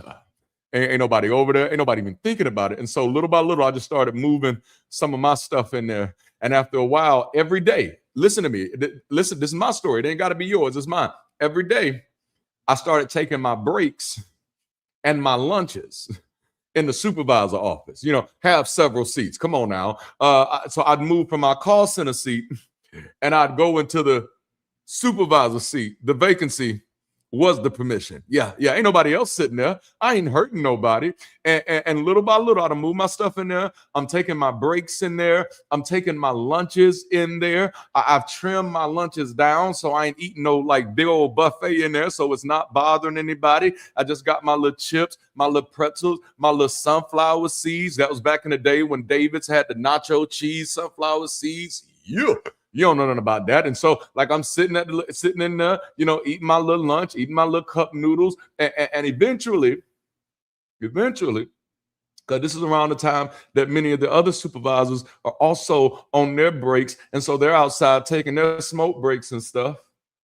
So other call center reps are looking for a supervisor to help them. And so they come over, hey, Darante, can you help me with this? Sure, I got you. I'm in the seat. I got you. Come on. I got you. And then after a while, one day, the big boss came in. He came in from Atlanta, Georgia. I remember because I'd never seen him before. And when he walked in, I was like, who is this? And why is he wearing the jersey? And they were like, he's corporate. And I'm like, he's corporate, but he's wearing the jersey. I was flabbergasted because that's not how I was raised. I wasn't told that you could be corporate and be wearing a jersey. And don't get me wrong, he had a button-up shirt on. He had slacks on, but he was wearing a jersey over it. It was dope looking. I just wasn't ready for it. But I was also terrified because I was like, oh, snap. Somebody about to find out that I'm in a seat that I'm not supposed to be in. Somebody's about to find out that I've taken advantage of this vacancy. So somebody's about to find something out about me. And so I'm like, oh, snap. And he comes in and he's shaking hands and he's walking over to everybody. And then he says, all right, y'all, I'm about to head out, but I need to meet with all the supervisors before I go. And so all the supervisors get up and they go over and he's leading them out the room. And then all of a sudden I am called my name. He said, hey, you, Darante? Yeah. Come on, we're having a supervisors meeting. Me? Yeah, come on. And so that's how I ended up getting my first promotion on a job, by finding a vacant seat and feeling like, no, I can occupy that one too. I can occupy this call center seat and that supervisor seat. And y'all don't have several seats. I got plenty more stories like this. The question is, can I accept something good about me? Can I acknowledge I'm actually good at this, that I earned this, that I have grown? Do I have to wait for somebody else to tell me that I'm good at this? Do I have to wait for somebody else to qualify me? Hell no, I can qualify my damn self. I wish I was talking to somebody out there. I can lead this. I'm qualified. I can learn that. I am capable of occupying more than one role that I've assigned myself. Come here, Jon Snow. We've been talking about Game of Thrones and House of the Dragon all month long. Jon Snow, I hear you saying that you don't want it. I don't want it. I've been hearing you say that you don't want it, but I'm concerned that your wants have been shaped by where society has placed you, not by who you've actually shaped up to be. And I feel like that is somebody's message this weekend, is that you have let society determine which seats that you have shaped to sit in, instead of actually paying attention to who you've actually shaped up to be. And if you mess around for too long and wait for somebody else to recognize that you already ready, you're going to be waiting for a long time. Sometimes you got to be the person willing to take the seat for yourself. This is where self-efficacy enters. Some people avoid pride because acknowledging competence changes the story they've been telling about themselves. So you don't want to feel like you are who you are. It changes the story. If I admit that I'm capable, I can no longer hide behind incapacity. If I admit that I'm actually competent enough to do this, I can no longer afford the luxury of weaponized incompetence. Nah. If I admit that I'm good at this, then I can no longer ignore my responsibility to do something about it. And this is what I mean when I'm challenging you to have several seats. You may be the learner and the leader. You may need support and already be capable of supporting others. And let me just stop there real quick and run that for a minute. Let's run that rabbit back just for a moment. You may need support and still be capable of supporting others. Because one of the things that I find when people is that when you're going through a difficult time, when you're going through a time that you feel like you need support, you get this thing in your mind where you think because I need support that I'm incapable of supporting. Don't you dare do that to yourself. Sure, you may be sitting in a seat that needs support, but that does not mean that you're not capable of sitting in a seat that causes you to be the support. You may absolutely still be healing and still already be highly capable in other areas. You may absolutely be recovering in some spaces and still be absolutely ready in other spaces. And the point here is not narcissism. It's accurate self-assessment. Humility does not require you to lie about what you can do. Now, I get it. You may not be able to play the instrument, but you can write the song. Come on now. Hey, you may not be able to sing the lyrics, but you can make the beat. Humility doesn't require you to lie about what you can do. You cannot sit in your capacity while constantly apologizing for having it.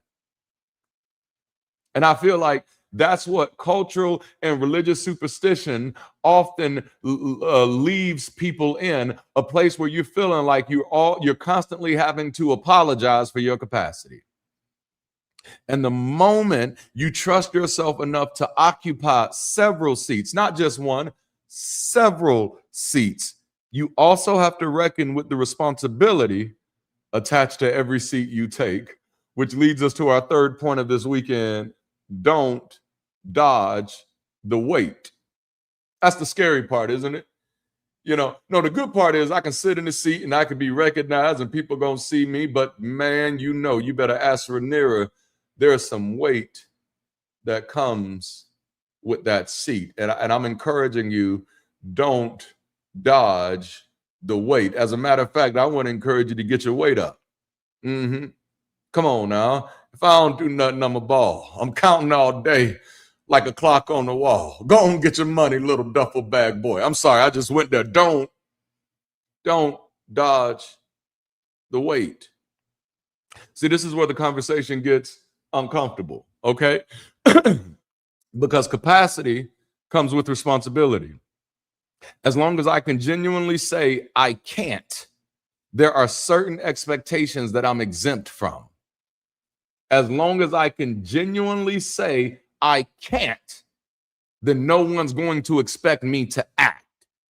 Come on now. As long as I can genuinely say that's not something I'm good at, then nobody's going to put that weight on me. They're not going to look in my direction. I can just blend in the background. I can be like that Homer GIF or GIF or whatever y'all call it, where I just fade back into the bushes.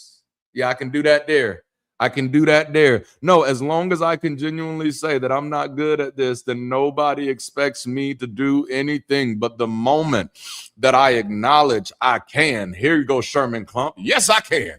The moment I acknowledge that I can, 98, 99, 100, the moment that I acknowledge that I can, a different question walks into the room. What am I going to do with the fact that I can? Okay? We often avoid our strength because weakness comes with fewer expectations. We minimize our influence because influence carries accountability.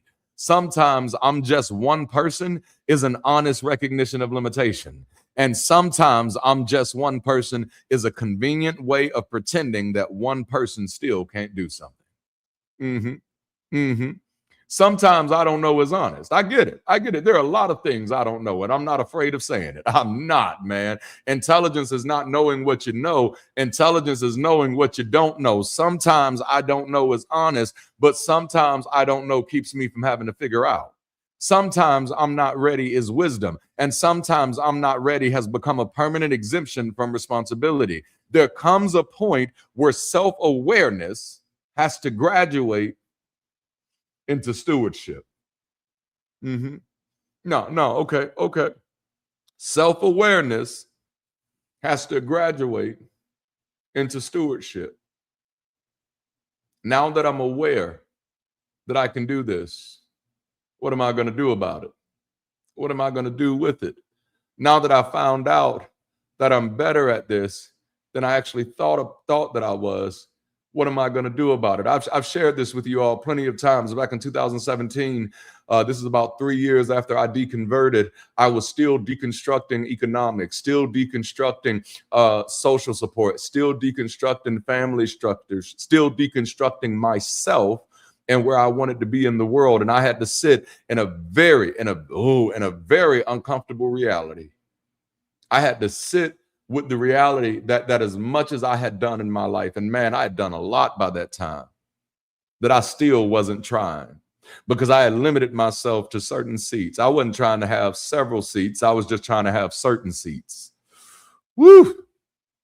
Now I had to sit with some things. And so I had to start challenging myself. And I said, now, Darante, all this time, your teacher's been telling you you're smart. Your college professors told you you're smart. Your mama's friends told you that you're smart. But what are you doing with those smarts? What are you trying to learn that's hard? And so in 2017, I started teaching myself how to program, something that I was absolutely afraid of, something that I was terrified for, because I thought, me as a little black boy from the South, that's white folk stuff. Forgive me, I'm just telling you where I was. It ain't your story, it's my story. This is where I was. I said, no, Darante, that's white folk stuff. White folks, they get into the computers, they get into the coding, they get into the programming languages, they get into JavaScript and HTML and C++ and oh dang it, I can't even remember the other ones and all this other stuff. PHP. They get into this Perl and Ruby on the Rails. They get into that. That's not for you. You watch this. You street smart. You're not computer smart. You culture smart. You're not computer smart. I want to encourage somebody, baby, you a lot more smarts than you've been giving yourself credit for, but you won't sit down at the table and take the test. And that's what I challenged myself to do in 2017. In 2017, I sat down and I started testing myself. See, I can trust now because I can trace it. So I started testing myself, and now, I can throw together a few programs. I can pull together a few apps, but I didn't stop there. I said, okay, what else can I do? I said, okay, let me go ahead and get some Salesforce certification too. Let's do that too. And then I said, you know what, this project management thing, that seems interesting. Let's go ahead and get some certification in that too. No, because my self-awareness had graduated into stewardship. If I am now aware that I can do more, then I need to steward better. Okay, if I can do more, then I need to steward better. If I know I have the capacity to help, what am I doing with it? If I know I have influence, how am I using it? This is why I started pivoting on my channel, because I was like, oh, Darante, you have influence and people want to use you as a weapon and not a help. If I know I have influence, how am I using it? If I know that I can lead, that I can create, that I can organize, that I can teach, that I can build, that I can advocate, that I can solve, or that I can contribute, then my ability is no longer merely something for me to admire. It is something that carries weight. It is something that carries responsibility. It is something that I have to hold myself accountable for. So week 1 asked whether the chair could hold your weight. This weekend, I'm asking whether you're willing to carry the weight that comes with the chair. Come on now, JCL, oh snap. And speaking of carrying chairs, in 2023 in Montgomery, Alabama, at the Riverfront Park, a large-scale altercation occurred that featured, of all things, a chair. Now, if we're going to talk about sitting in it, if we're going to talk about seats and having several seats, I got to talk about the chair that showed up at the Montgomery Riverfront Park Ball. Let me give you a little context so that this doesn't become a pretext. The city-owned Harriet II was unable to dock due to a privately owned pontoon boat that had blocked its assigned docking space. The ship's crew notified the pontoon's occupants through the ship's loudspeakers, but the pontoon was not moved.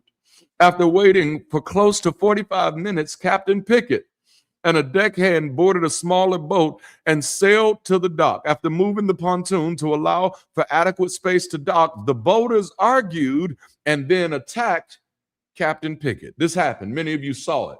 Yeah, this happened. Observers, including the riverboat's crew, as well as bystanders, came to Pickett's aid and defense. The ensuing brawl was filmed by several witnesses with their phones and gained significant media attention due to its violent nature. I was going to share the video today, but it is indeed graphic, okay? There was also racialized undertones and, of course, Montgomery's racially charged history. The climax of the brawl came when one black man, using a folding chair, decided to go into action, okay? Bruh man literally took his seat in his hands, all right? I want to talk to somebody that you've been sitting in your seat long enough. It's time to take your seat in your hands. Now, before somebody leaves here saying Bridge City told you to start swinging patio furniture, that is not the takeaway. This is a prime example of capacity becoming action. The cultural humor of the chair may give you a laugh, and it should, because it was funny. There was plenty of comedic interceptions. Plenty of comedians took advantage of the moment because it was unfortunate. But yeah, bruh, it was funny. But the deeper point here is there are moments when having something within your capacity creates a decision about what you're going to do with it. All right? Yeah. It's not just about taking the seat. It's about what you're willing to do with the seat that you've taken. And for the sake of this conversation, I'm here to remind you that you don't just have one seat. You have several seats. You WCW, WWE tables, ladders, and chairs type of match seats with it. You got plenty of seats at your disposal. What you gonna do with them? My point is, capacity creates a decision. Yeah, capacity creates a decision. What are you going to do with what's in your hands? What are you going to do with what you know? What are you going to do with what you survived? What are you going to do with the access, the influence, the skill, the experience, the relationships, the resources, and opportunities that are already available to you? What are you going to do with that seat that you have? No, if you take those seats, what are you going to do with those seats? Sitting in it is just half the battle. What comes next is what is most appropriate. Because it's not enough to recognize the seat. It's not enough to admire the seat. It's not enough to tell everybody, look at all of these seats that I could occupy. I got plenty of friends. They got plenty of degrees on their walls. But the question is, what are you going to do with the seats that you have? At some point, capacity has to become contribution. And I live in a mindset where contribution is much more powerful than compensation. Potential has to become participation. Ability has to become action. Otherwise, capacity without responsibility eventually becomes wasted potential. Once you know you can, I can't is no longer available as an excuse. Which leads me to my final point of this weekend. And I told you your boy was rolling fast. Don't decline the seat. Don't decline the seat. This is the culmination. This is where your hero arc comes fully into view. Let's go back to the 90s real quick. And then a hero comes along. This is where your hero arc fully comes into the view. It comes into view with the strength to carry on. I don't know the rest of the words, but this is where your hero arc finally comes into view. Some people spend years asking for an opportunity and then struggle emotionally when the opportunity actually calls their name. Some of you right now, you're out there fidgeting and struggling because Bridge City has opportunities that are calling your name. You've been waiting for opportunities for a long time. Some of you thought when you deconstructed and that when you deconverted that your chance for opportunities was over. But then Bridge City called you, and we didn't call you just to be a participant. We called you to be a hero. And then a hero comes along. With the strength to carry on. I don't know the rest of the words. That's all I got so far. No, because the seat comes with visibility, expectation, criticism. Oh, it comes with criticism. It comes with criticism. It comes with visibility. It comes with decision making. It comes with accountability. Watch this. It comes with the possibility of getting it wrong. And trust me, you're going to get it wrong sometimes. And it comes with the loss of the comforting story that somebody else is responsible for what happens next. That's what made it so easy for Jon Snow to be like, I don't want it. I don't want it. Because that's so much more comfortable. That makes it so much more comfortable to just wait for somebody else to do it. So I think so many of us are not occupying seats because like that, somebody else is going to handle that. I don't want to run that risk. I don't want to run that risk because if I get it, I might mess it up.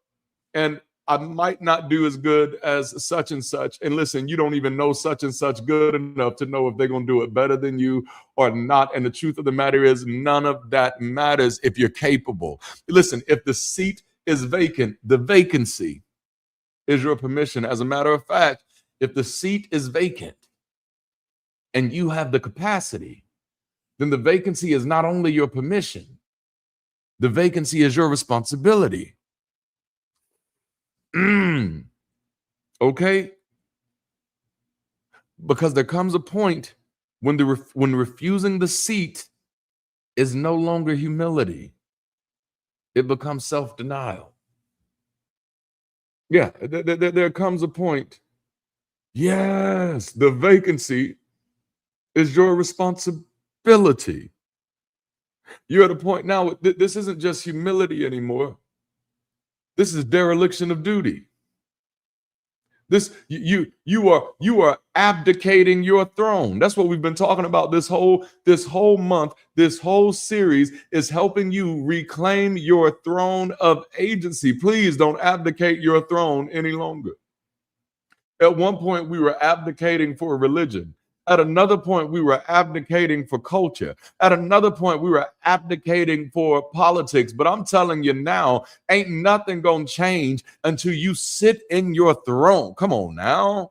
Ever may you reign. And then a hero comes along. I want it to get stuck in your head. Maybe it'll take the place of that Christmas song. Y'all know the one. I'm not gonna say it. I'm not gonna say it. All right. Now, I'm not claiming that there is one grand throne everyone is destined to occupy. I'm saying life may require different versions of your capacity in different moments. Life may require different versions of your capacity in different moments. Sometimes you do occupy the learner seat, but that doesn't keep you from the leader seat. Sometimes you do occupy the parent seat. Sometimes you do occupy the patient seat. Sometimes you're in the creator seat. Sometimes you're occupying the friend seat. Sometimes you're the person receiving help. But it doesn't keep you from being the person responsible for making decisions. Maturity is not finding your one chair. It's developing enough self-efficacy and flexibility to recognize that I can occupy all the seats that this moment requires of me. Let's sit in that for a moment, because that's what we're talking about. We're not talking about you doing something that Bridge City needs you to do. And listen, Bridge City needs you. But we're talking about you doing the things that your moments in life require of you. You being flexible enough, adaptive enough, adjustable enough to be able to sit in a moment and be able to realize that maybe this moment doesn't require one thing from me. Maybe it requires me to occupy several seats. It may be.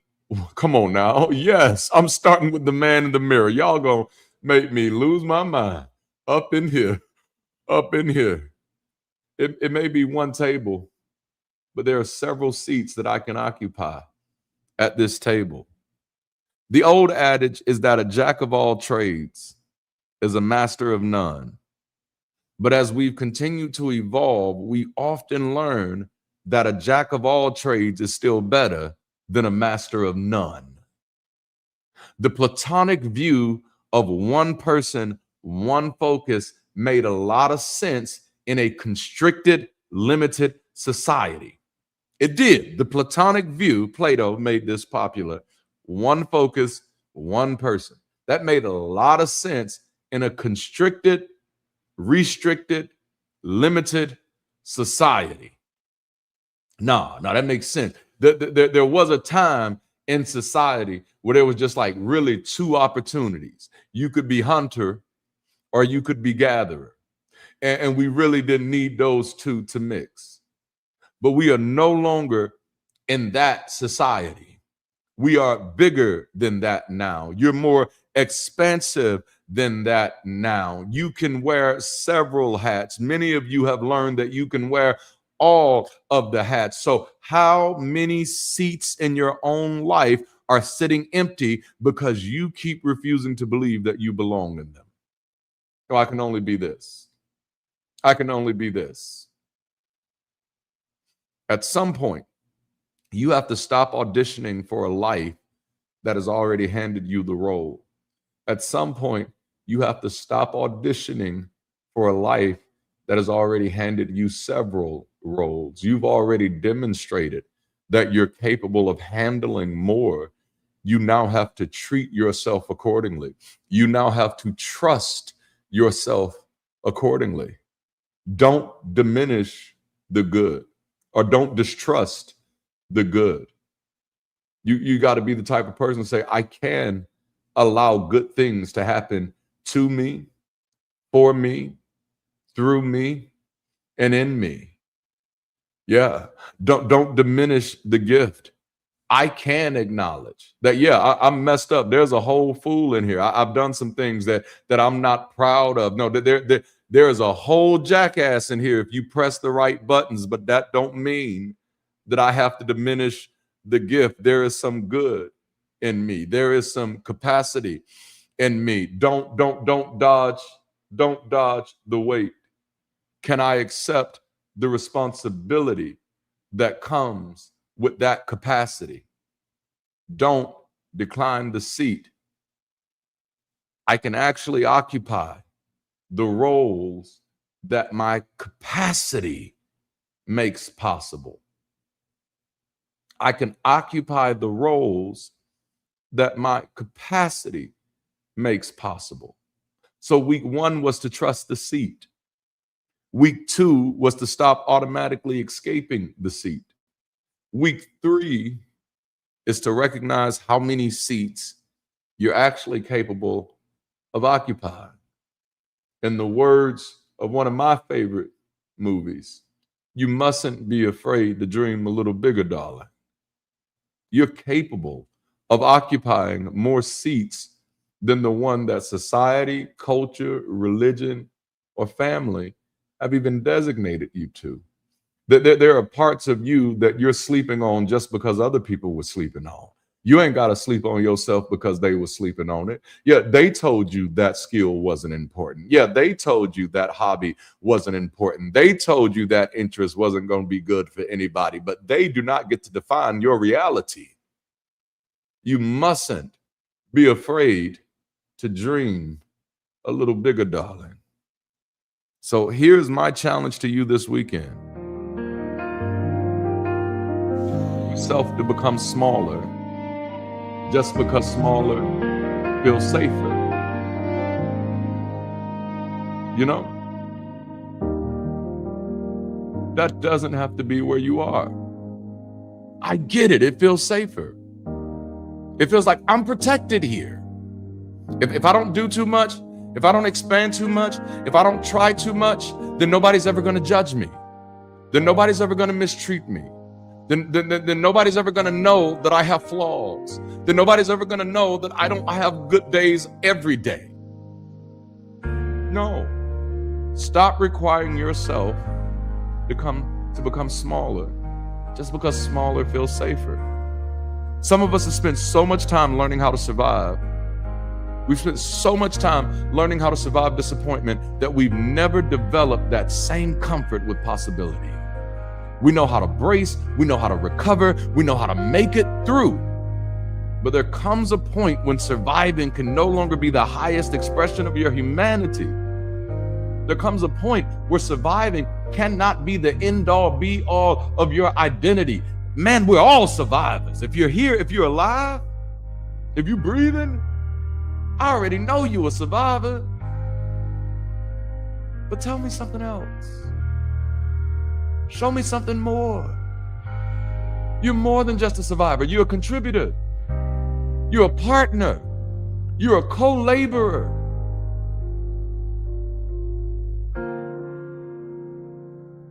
You also have to sit in it long enough to build, to contribute, to create. You have to lead where you can lead, learn where you need to learn, receive where you need to receive, and give where you have something to give. And none of those seats require you to surrender the others. Just because I'm leading doesn't mean I stop learning. And just because I'm learning doesn't mean I'm incapable of leading. Just because I'm receiving doesn't mean I don't have anything to give. And just because I'm giving doesn't mean I don't have room to receive.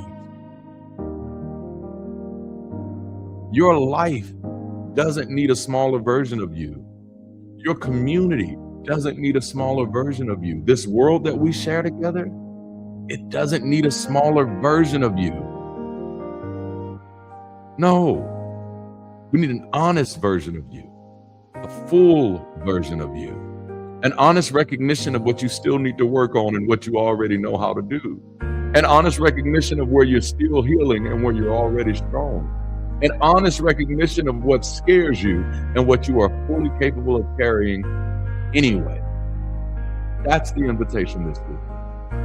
Not just to sit with the parts of yourself that hurt. That's important. That's necessary. But also, please don't be afraid to sit with the parts of you that are powerful too. Don't be afraid to sit with the parts of you that are necessary. Don't be afraid to sit with the parts of you that are helpful. There are parts of you, watch this. There are parts of you that hurt you that have given you strength that will heal others. Don't be afraid to sit with that. There are things that you survive, that the lessons you've learned are going to help somebody else thrive. Sit with the fact that you've grown. Sit with the fact that you've learned. Sit with the fact, with the possibility that maybe you are more prepared than you keep telling yourself. I'm going to say that again. Sit with the possibility that you are more prepared than you keep telling yourself. That you are enough, that you have enough, that you've done enough to deserve this moment, to deserve not only this seat, but that seat and the other seat and all the seats that you can occupy. Sit with the uncomfortable reality that your capacity creates responsibility, and then do something with it. So before we meet again, I want you to look at the table of your own life and ask yourself, how many seats am I actually capable of occupying that I keep leaving empty? Where am I only showing up as the learner when I also have something to teach? Where am I only showing up as the helper when I also need to receive? Where am I only showing up as the survivor when I also have the capacity to build? Where am I only showing up as the person who is healing when there are already parts of me that are ready to help others? Stop reducing your participation in your own life to one chair. Have several seats. Bring more of yourself to the table. Trust more of what you carry. Occupy more of what your capacity makes possible. Don't just take a seat, have several of them. You're capable of doing great things, but I think that many of you have lost your faith in yourself, and you run from your negative emotions and shame and your positive emotions and self-doubt or even self-denial. My invitation this weekend is not only sit in your discomfort, it's also sit in your capacity. It's confronting both to reclaim your rightful throne of agency and activation. Don't just take one seat. Have several seats. And I'm not just telling you to do it for you. Please do it for you. Please do it for you. But I'm not just telling you to do it for you. Yes, you need it. But I need you to understand that the world that we share, we need it. We need more of you, not less of you. We need all of you. We need all of you, the good, the bad, the ugly. Show up. Have several seats. This community that we're building, we need you. We need you to show up, and we need all the seats that you are able to occupy. And if you're looking for community, I'm telling you, this table has plenty of seats for you to occupy at Bridge City.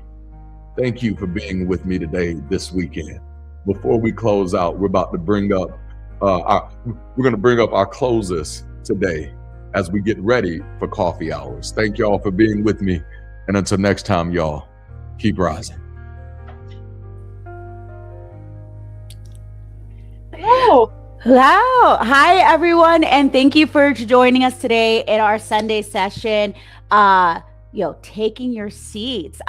Jude, I really love today's conversation, really about recognizing the good that happens in our life and owning it, recognizing our capacity with it and what comes with that capacity, what comes with that responsibility. It really reminds me of like that it's the contrast between, back in my church days where it was very much all of the good that you do is like, oh, glory to God. But then everything that you get wrong, that's your fault, right? And so I appreciate that there's this emphasis on like reclaiming what it is that you're capable of as something that you are capable of, and you're allowed to be proud of that and confident in that. Yes, I absolutely love that. I completely agree. I mean, realistically, we haven't been given the tools to really acknowledge the good that we have, and without mistaking it as being cocky. But, I also was thinking about during today's whole Sunday session, that Spider-Man quote that like we all know, with great power comes great responsibility. And I almost wonder if in some cases we kind of read that as like a warning. Like if I can shove off the power that I have, if I cannot claim it, then I don't have to take responsibility for it. So I really feel like today's talk was about recognizing where your capacity is, what your capacity for good is, where your strengths are, and then owning it and the responsibility and accountability that comes with those. I definitely saw a lot in the chat about that. So I'm very excited. Of course, I got to bring it up already. Our coffee hour is going to be right after the stream ends. So Come if to you guys, coffee hour. Bring your yes, own coffee or tea if that's your even thing. some food, even some food. Yeah, We call it some coffee hour, but it doesn't food. have to be just coffee. It really doesn't. Uh, So, when we get the chapters going, this is going to be a potluck. oh, most definitely, it has to be, or at least It pancakes. has to be. I want those At least. pancakes back. So something we was doing right. Ooh, pancakes. Right. So realistically, definitely join us for the coffee hour. We're gonna keep this conversation moving. But again, anything you're taking away from the conversation right now, keep the chat going. Feel free to reach out on the campus if you're unable to make it to the coffee hour directly. Always keep it going in the comments or even in the lounge.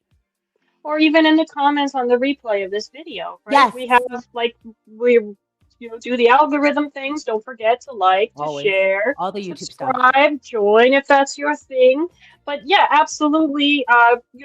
Carry on the conversation in the comments of this video. We have the commons on the global campus, and of course, coffee hours. So we want you to do and the reason we have the coffee hour, honestly, is so that we can hear your thoughts, right? Because that's what we're about. We're about building community. Yes. Community means lots of people having their say and their opinions heard. And their perspective honored, heard, validated in some cases. I really want to talk to, our new members as well as people who just kind of check out only the Sunday sessions. What you're seeing a lot here is our community in action. You're seeing Bridge City as a place to connect, to think honestly.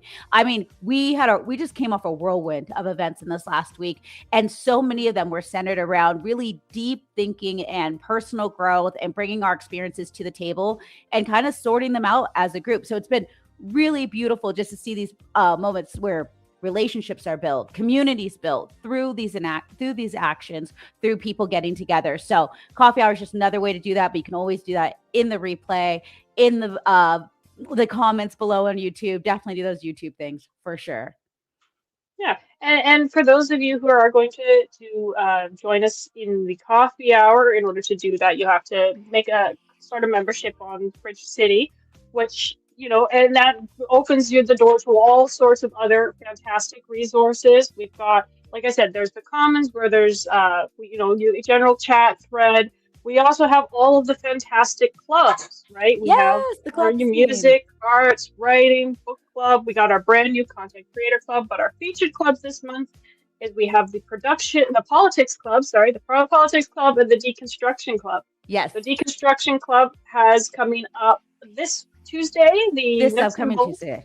Yes. This upcoming Tuesday will be the Nuts and Bolts deconstruction club event, which is just an environment where people who are deconstructing or even just curious about deconstruction can show up and share their thoughts, hear other people's thoughts. Just a place where people can kind of bounce ideas off of each other. Well, and, I like Julian saying it's free, and that's true. It is free, both the membership into Bridge City as well as the coffee hours and the Nuts and Bolts night. Really, Nuts and Bolts is about, yes, our deconstruction journeys, each one of our deconstruction journeys, but also our reconstruction journey, because we do talk a lot here about deconstruction, and that's a big part of a lot of places and messaging and things that we all came from.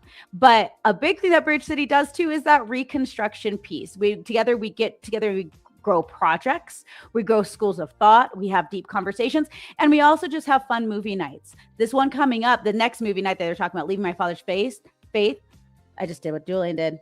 But you did exactly. I don't know, but something about those words together want to make you say face. But I'm really excited because I feel like there's so many different ways to participate in Bridge City as a community through different conversations, through different groups and events that I'm always really excited about all the great things we have going on campus. So definitely be sure to check this out. The Nuts and Bolts night this upcoming Tuesday. We just had our media literacy presentation last week. So definitely catch the video on demand in the event posting there if you're curious. It was a great one. We had a guest speaker from outside the campus. So there's a lot of great things going on in the community.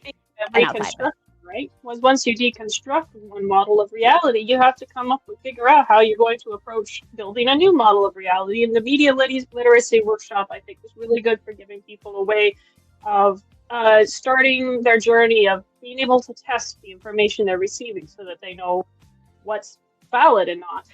You know, that's actually such a good point. Like, these are some of the ways we do introduce reconstruction, because you do have to build that up with information flying at us from all places and corners of everything, from our hands, our phones in our hands, to our computers, to everything in between.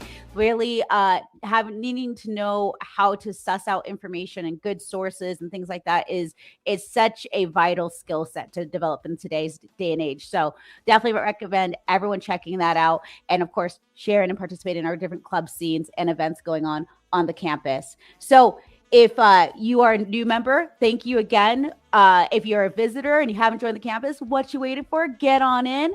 And to our existing members, I mean, of course, they already know most of the things that they can do, but make sure you've gone through your member onboarding, your different courses, so you can understand our mission, how the community works, how the campus works, how to navigate the campus, and of course, show up to our new member events, such as the New Members House Party, which will be at the end of this month. New Members House Party is always a blast, and it's a really great place if you want, especially if you're finding, you know, the courses a little intimidating. Some people do, I don't know. But you can just show up to the New Members House Party, and we'll go over a lot of the orientation stuff there, and then you can ask questions. We also have a little welcome room feature we've been trying out the last couple of months, where when you join the campus, you're added to a group chat of all of the new members who've joined that month, the same month as you. And again, it's just a place where if you need help navigating or just have any general questions, there's a few of us who are part of that group chat who are in leadership, Ashley, myself, and Darante, I believe, and Anna, our fantastic campus coordinator, is she officially head of member experience? Yeah, the director of member experience team, Anna. Yes. And so if you guys come into the campus, Anna will be one of the first people you guys interact with. But definitely our welcome rooms, our connection circles, we have a lot of great ways for new members to kind of come in, get their footing. There's a lot to go through. But I will say, in the words of one of our newest members, Chris, she just spent some time poking around. Because really, we have a lot of great things going on. I spent a good 2-3 months mostly lurking. I think I only posted in the music club a couple of times before I jumped in.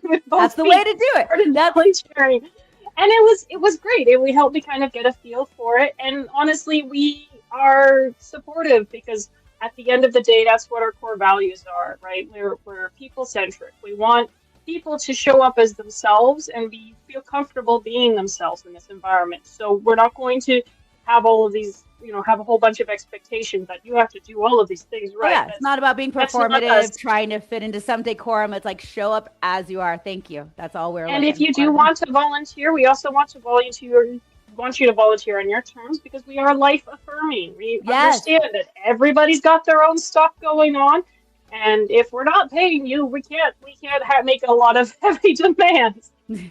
But speaking of paying, right. Support the work. No, really, for everyone. We had actually an incredible, one of the best Giving Tuesdays we've had so far this month, which is great. We're actually able to cover our costs, which is fantastic. Always right. Those are always good months. So really, here we talk about rational generosity and giving, supporting where you can and how you can. So sometimes that does look like joining a team, checking out the different teams pages and stepping up and donating your time. But if you can donate or give financially and support and contribute in that way, thank you so much because what you guys do here helps us make our community both sustainable and scalable and accessible. All three things, in fact. So we thank you guys for everything you do. Again, our Giving Tuesdays are the second Tuesday of every month. This month, we had a great Giving Tuesday. Thanks to everyone here on the campus. Please answer phase. Yes, the coffee hour, you do have to join the Bridge City campus in order to participate in coffee hour. That is a members event. Like I said, it is free though, right? You just have to sign up. It's not a big ask. Do you have to complete the new member onboarding to have not to join a live room? No, not for coffee. Okay. Yeah. So all you have to do is sign up. So that is a requirement.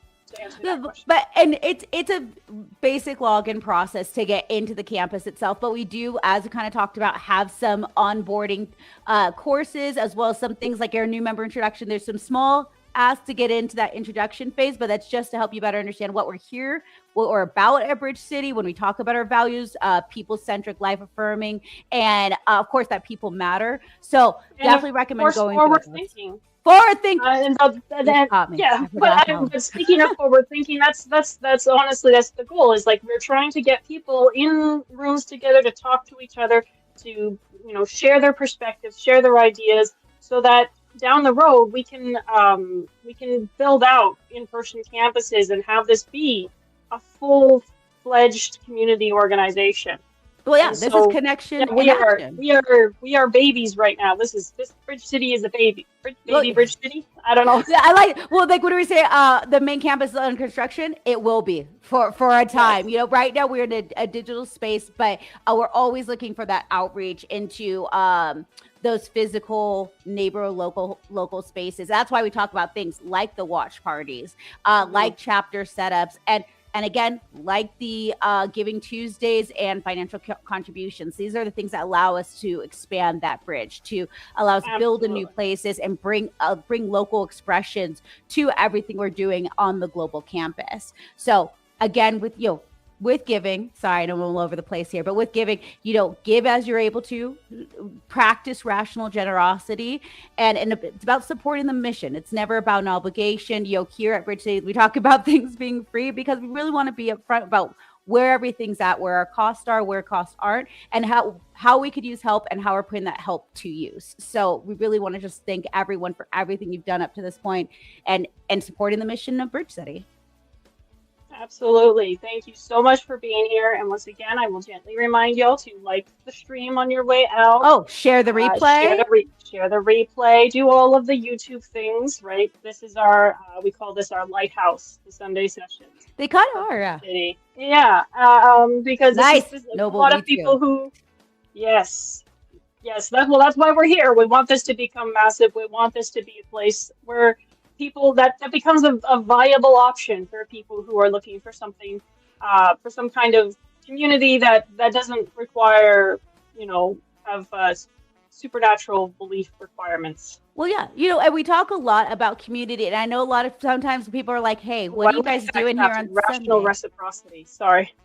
Oh, I like that. Rational reciprocity. I'll take that too. Honestly, but like here we are actually doing the work of community. We talk a lot about what's happening on Sundays, and I know that people see some of the parallels with church. The thing is, church does not own community. We all have a need for it to be seen, to feel like we can experience this world as ourselves, and we don't have to put on performance. That's really what we're setting the stage for at Bridge City, to give everyone a place to kind of express themselves and come to the table with other people who are looking for that same type of truth and honesty through everyone's actions. So I really just can't stress enough. If you were thinking about joining Bridge City, if you're like, do I want to do that login to get on campus? Yes, today is the day that you want to do that. I promise you. I'm really excited about today's coffee hour. I'm going to be bringing up Spider-Man again. I hope Zernil's in there because he loves Spider-Man. I'm excited for it today. Honestly, this is going to be great. This is going to be fantastic. So I hope we all see you in the coffee hour. And just to remind everybody to keep rising and be the bridge. Yes, be the bridge. Bye, guys.